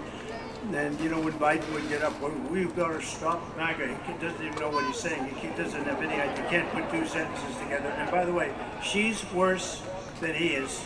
She's worse than... She took a day off yesterday. You know, she took a day off because it was so much. When you have 13 days left, you don't take a day off, right? You go. And then she did an interview. The interview was a total catastrophe. If I did an interview like that, it would be the end. It would be the end of my political career.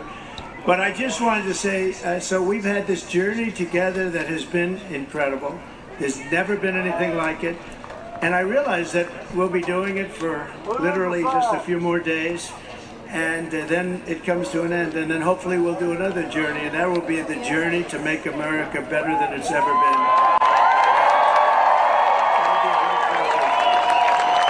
That'll be very pleasant, and hopefully that's going to come true because, you know, the votes, I don't know if you're here, but the votes in Georgia, thank you, darling, yes, thank you. Hi, that's a friendly group.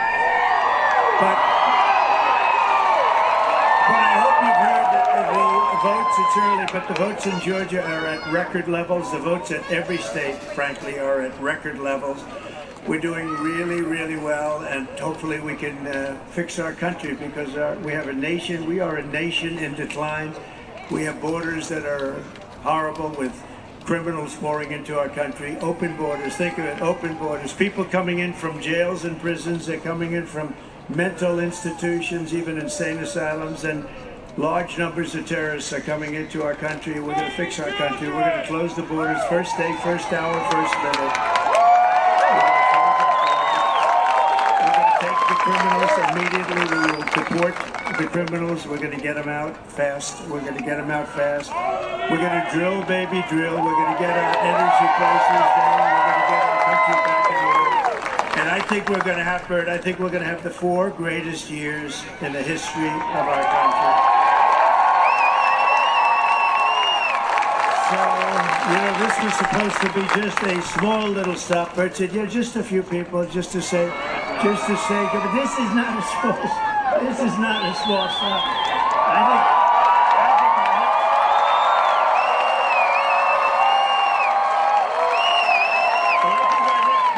Castra's going to have a hard time beating it. But so I just want to give you my love. I'm going to be working for you so hard. And we're going to turn our country around, and we are indeed going to make America great again.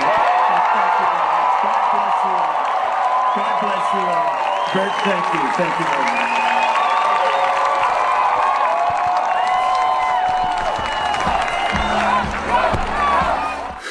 Wow. That backdrop was absolutely spectacular. The Patrick Henry quote, "Give me liberty or give me death." That was simply amazing. And he did something there I haven't seen him do in any of the rallies, is basically go out there and talk to the overflow crowd. Haven't seen it at all, ever. Amazing, simply amazing. I'm sure they had that planned, because obviously there wouldn't be a stage with a microphone out there. So I'm not going to say it was staged. I just feel it was part of the event. There's a reason why they had a stage and a microphone. And they would not have let him out there if they didn't but if they didn't screen all the people coming in to make sure there were no weapons. But interesting, he didn't have the bulletproof glass in front of him. As you know what they're trying to do. So while you guys were talking, I'm getting emails and people are texting me and they're showing me different things. And there are two videos I want to show you. One of them basically highlights what, amazingly, what was said by Obama just a day or so ago. When he was like, I just don't know where all this division and toxicity is coming from. So watch this. I don't understand how we got so toxic and just so divided and so bitter. And He said he wanted generals like Adolf Hitler had. Donald Trump said that because he does not want a military that is loyal to the United States Constitution. He wants a military that is loyal to him. He wants a military who will be loyal to him personally, one that will obey his orders even when he tells them to break the law or abandon their oath to the Constitution of the United States. In just the past week, Donald Trump has repeatedly called his fellow Americans the enemy from within, and even said that he would use the United States military to go after American citizens. Okay, so that enemy from within might be different than you and I had even thought. Because at this point, what I just saw, while you guys are watching Trump, I'm still working behind the scenes. What I just saw in this next 29 seconds, it was bad enough that, Kamala Harris was basically saying that from behind the vice presidency seal. She did that little spiel at the vice president's residence behind a podium with the vice president's seal. I understand that.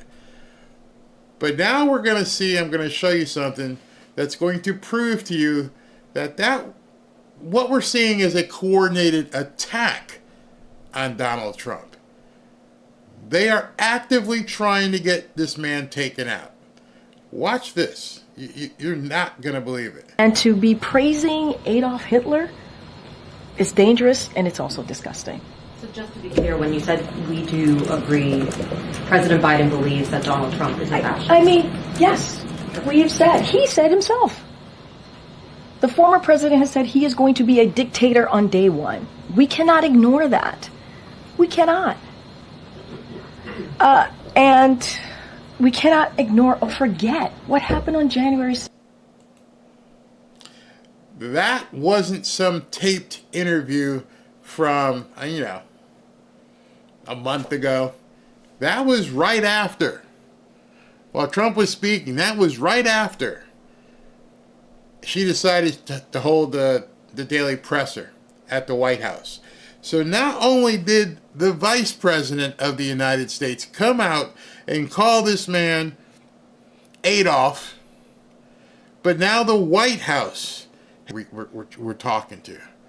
The one that would drive 12 or 14 hours and lay in the grass on a golf course. Those kind of people. That's who we're talking to. going to show you a couple things that popped up as well while we were talking. Kamala Harris declined the podcast interview with Joe Rogan. So I hope what you're seeing is this campaign is over. She's not doing anything. She's taking 2 days off. She's not going to go on Joe Rogan. I mean, it's just, at this point, over. Absolutely over. Joe Rogan, the #1 podcast in all of the world, possibly, is going to interview Trump for probably, 2 hours? You had the same opportunity to get in front of the biggest, forget MSNBC, forget CNN. You had the opportunity to go in front of the biggest audience, barring Elon Musk, but other than Elon, the biggest podcaster in the world, and you said, nah, no thank you. Why would you say no to that? Because you stopped campaigning. You're done campaigning. I mean,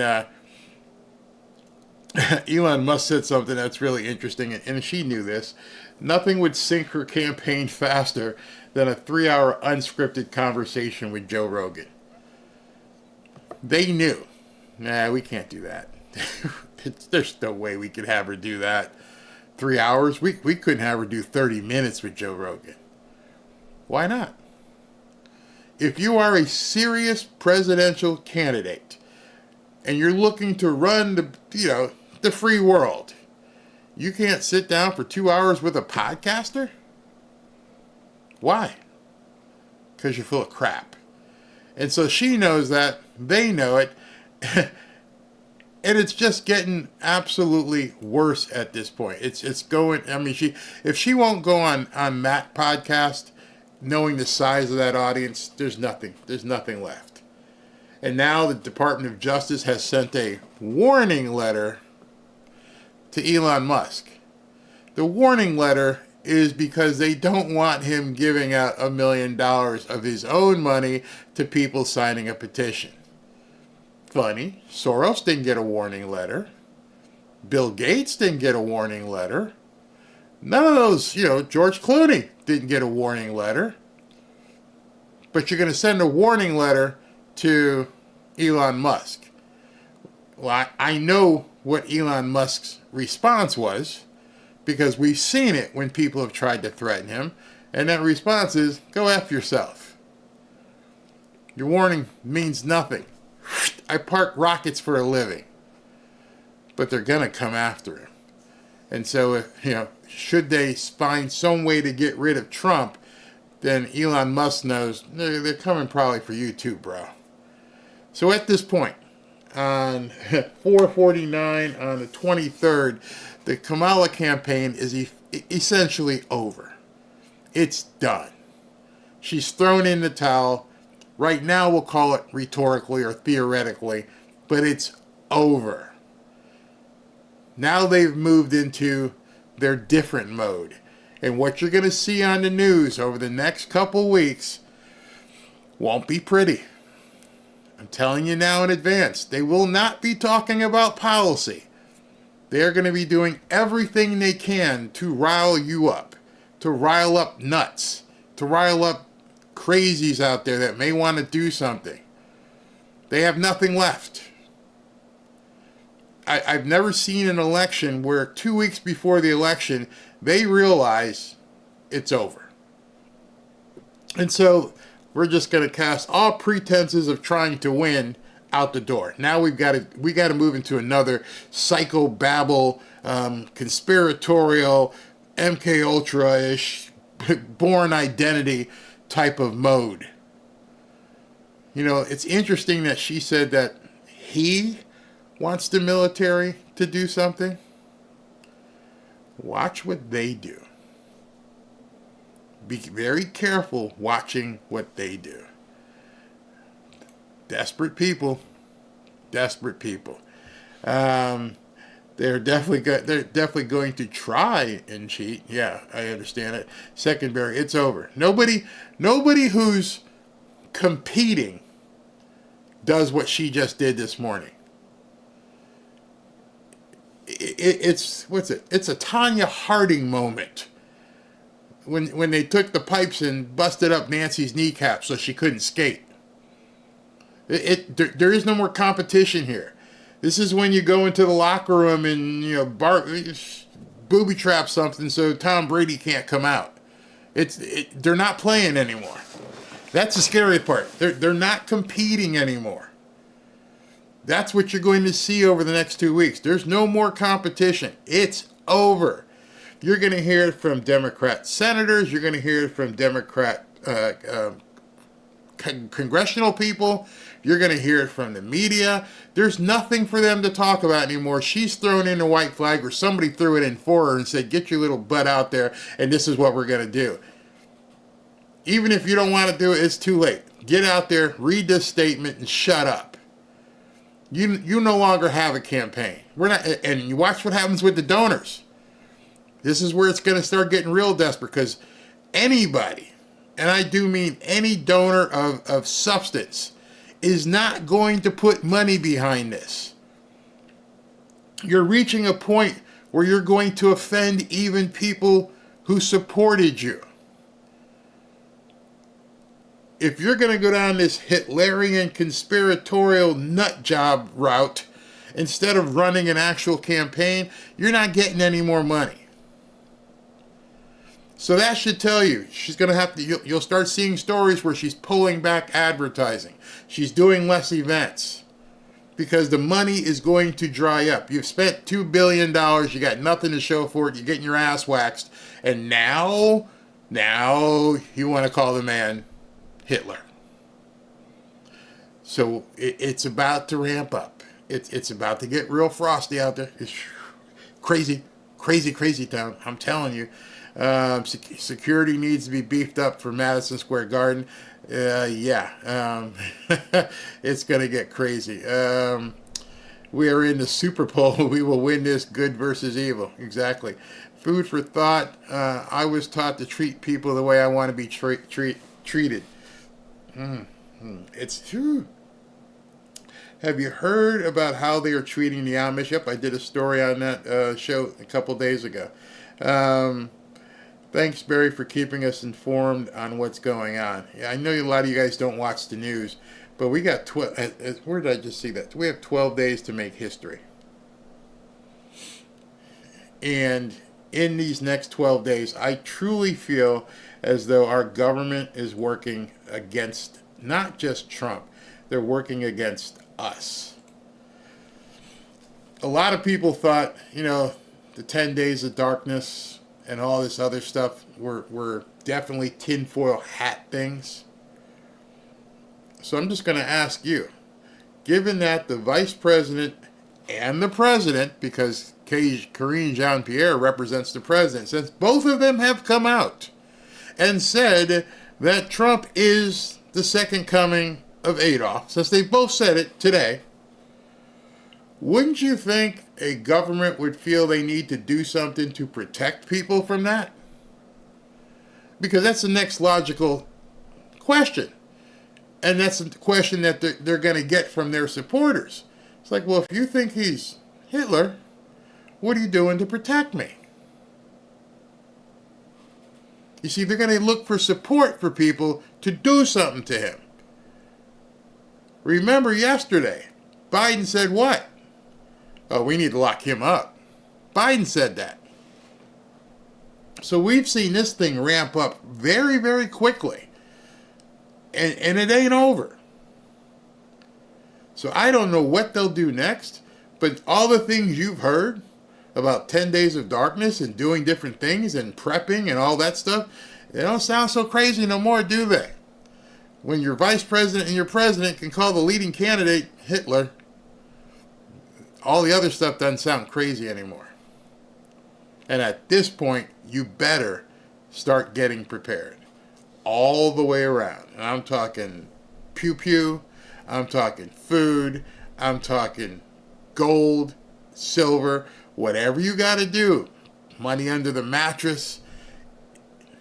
I would rather be prepared for what's going to happen in the next 12 days than not. I would rather people go, oh, Barry, you're crazy. Oh, you're absolutely nuts. Nothing's going to happen. And then on November 6th, people come to me, man, you got any water? Oh, I'm crazy, huh? Yeah. This is good. Barry, you got any food? No. Me and the wife eating here. Steph, you thought I was crazy. But I'll sell you some. What you got? Oh, I got a couple bucks. I ain't working right now. I need some gold. Give me some silver. Now, I would never be that stingy with people, and I would never treat my neighbors that way. I'm being facetious. But I wouldn't want to wake up on November 6th or 7th and wondering, wow, Barry was right. Because if Barry's wrong, what's the worst possible thing you'd have? Some extra stuff in your garage. That's the only thing you'd have different. Oh, well, I got these couple cases of water and nothing happened. And I've got this gold and silver, and I've got some extra food. Oh, I'm not that bad a situation, am I? No, I didn't waste anything. I just had it. Instead of buying certain foods, I bought other foods, and I got ready. Do what you need to do. Do what you want to do. Those of you who want to listen, you know what I'm talking about. And that tweet by Elon. So you're telling me, I showed it earlier. I don't know if I still have it. I think I deleted it. But you're telling me that the richest man in the world, and I'm going to close with this. If the richest man in the world said this,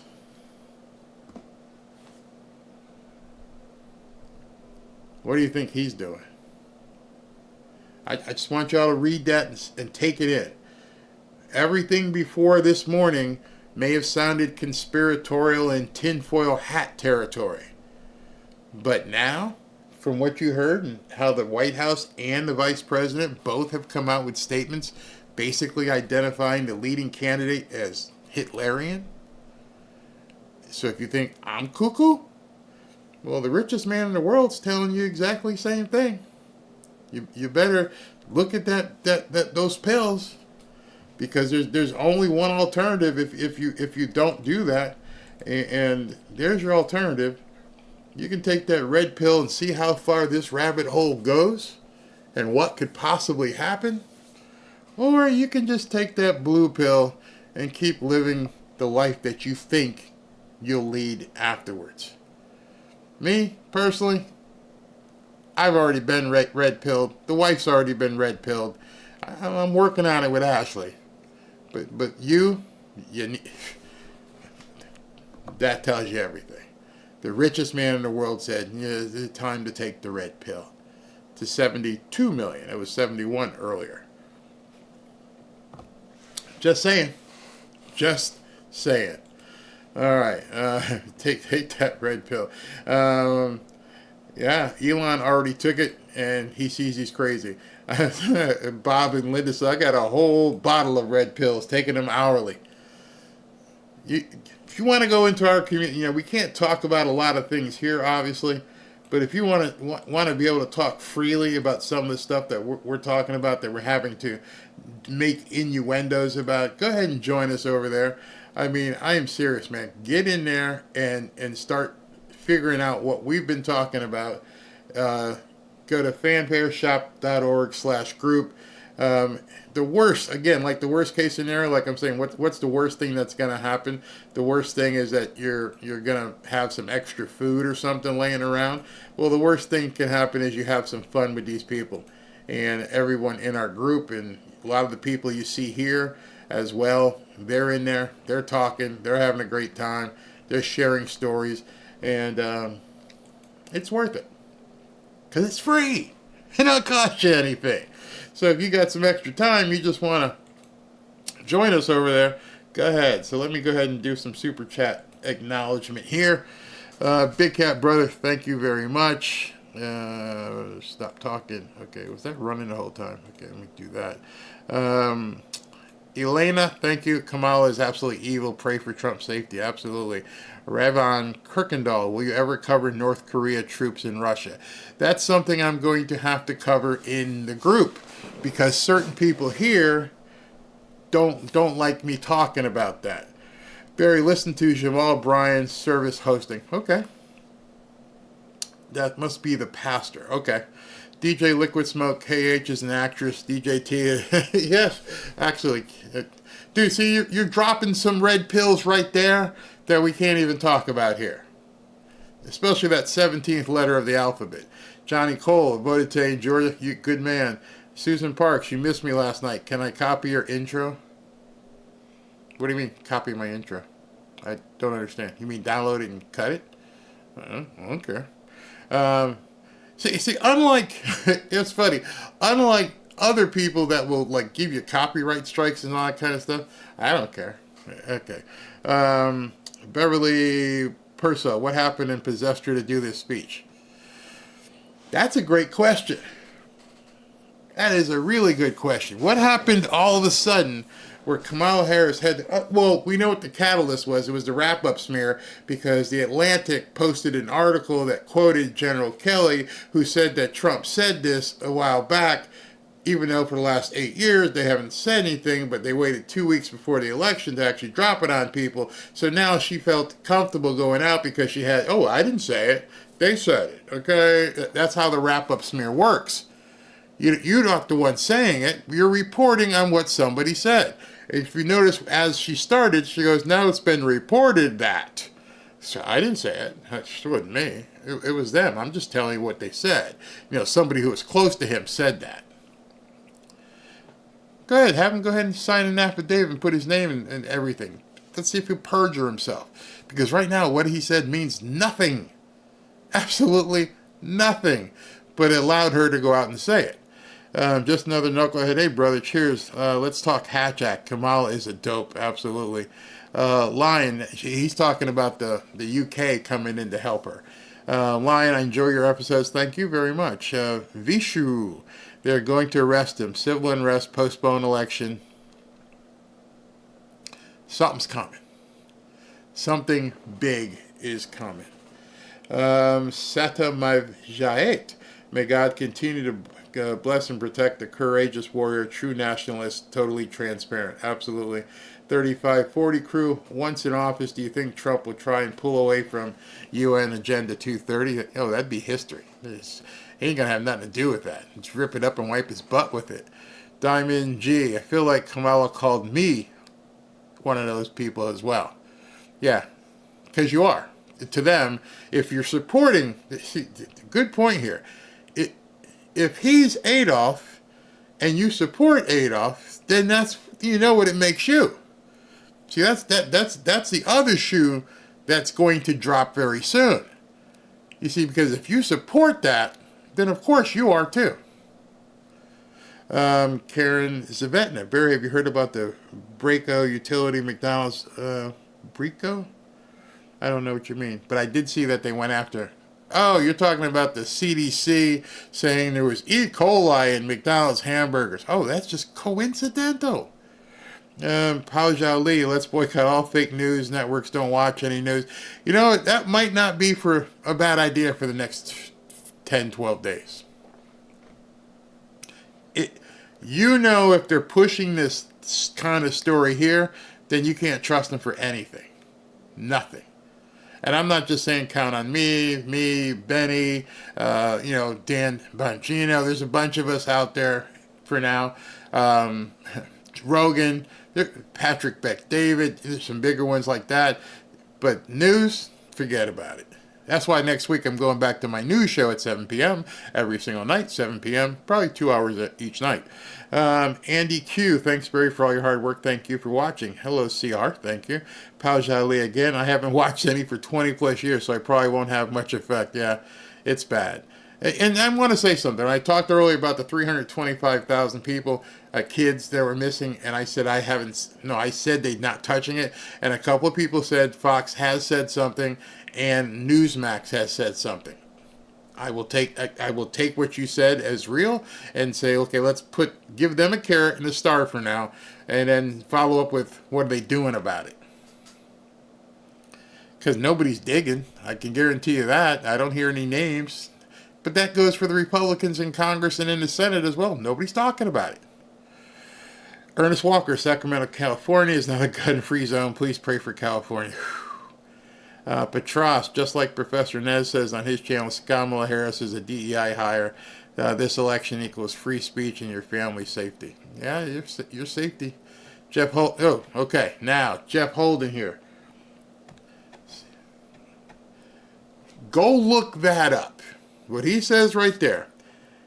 I think his guy's name is Jeffries. Jeffries is the former CEO of Abercrombie and Fitch. It was in some news websites.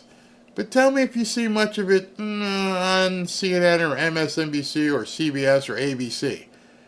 And if you haven't heard about what happened with Jeffrey from Abercrombie and Fitch, I'll do a video in the private forum. Can't possibly do it here. Sue P, thank you for all that you do, Barry. Thank you. Mr. Mike, Kamala and all of her puppet masters are literally the definition of an evil empire. God bless Trump and all the Christians in this country. Absolutely. Eve Gonzalez, thank you. Mr. Mike, again, I wish they would put Trump in an iron bunker until January 20th. He would never. You saw it today. He ain't going to do it. I'm walking outside. I'm outside. Thanks for the red pill. Yeah, it goes down hard at first, and then you're like, oh my God, I can't believe I've never seen all this stuff. I just did Florida early voting in West Palm Beach. I recommend to make an appointment for anyone planning to do it. My profile thought is one of Cristeros War in Mexico for freedom of religion for the greater glory. Que viva Cristo. Susan Cummins, show Barry some love. Thank you, Susan. Mama Mima, where'd that go? Where'd Mama Mima go? Oh, I don't think that was unintentional for him to stand in front of a backdrop of give me liberty or give me death. What a backdrop. Someone's going to get that on a picture. What a backdrop. You're right. They wanted that shot. Big Day RB, stock up on water, food, and ammo, and get your poo-poos ready. Pew-pews. Big Daddy, stock up on water, food, and defense again. Chris, thank you. Timothy Douglas, thank you. And Petros, they basically confirmed being behind it. Yeah, to me, I believe they did. And Timothy Douglas, again, a second time. All right, so it's 5 o'clock. I had planned on going at 6 o'clock for the rally. It will now, I'm going to have to change that to 6:30 because I'm backed up and I got to do some things on a computer because it acted up on me. I don't know why my headset didn't work. So we're going to move that to 6:30. So I'll see you guys back here in an hour and a half for the rally in Duluth. And don't forget, go over to fanfareshop.org.group. fanfareshop.org/group to join our private forum. Thanks a lot. Thanks for tuning in. Talk to you in an hour.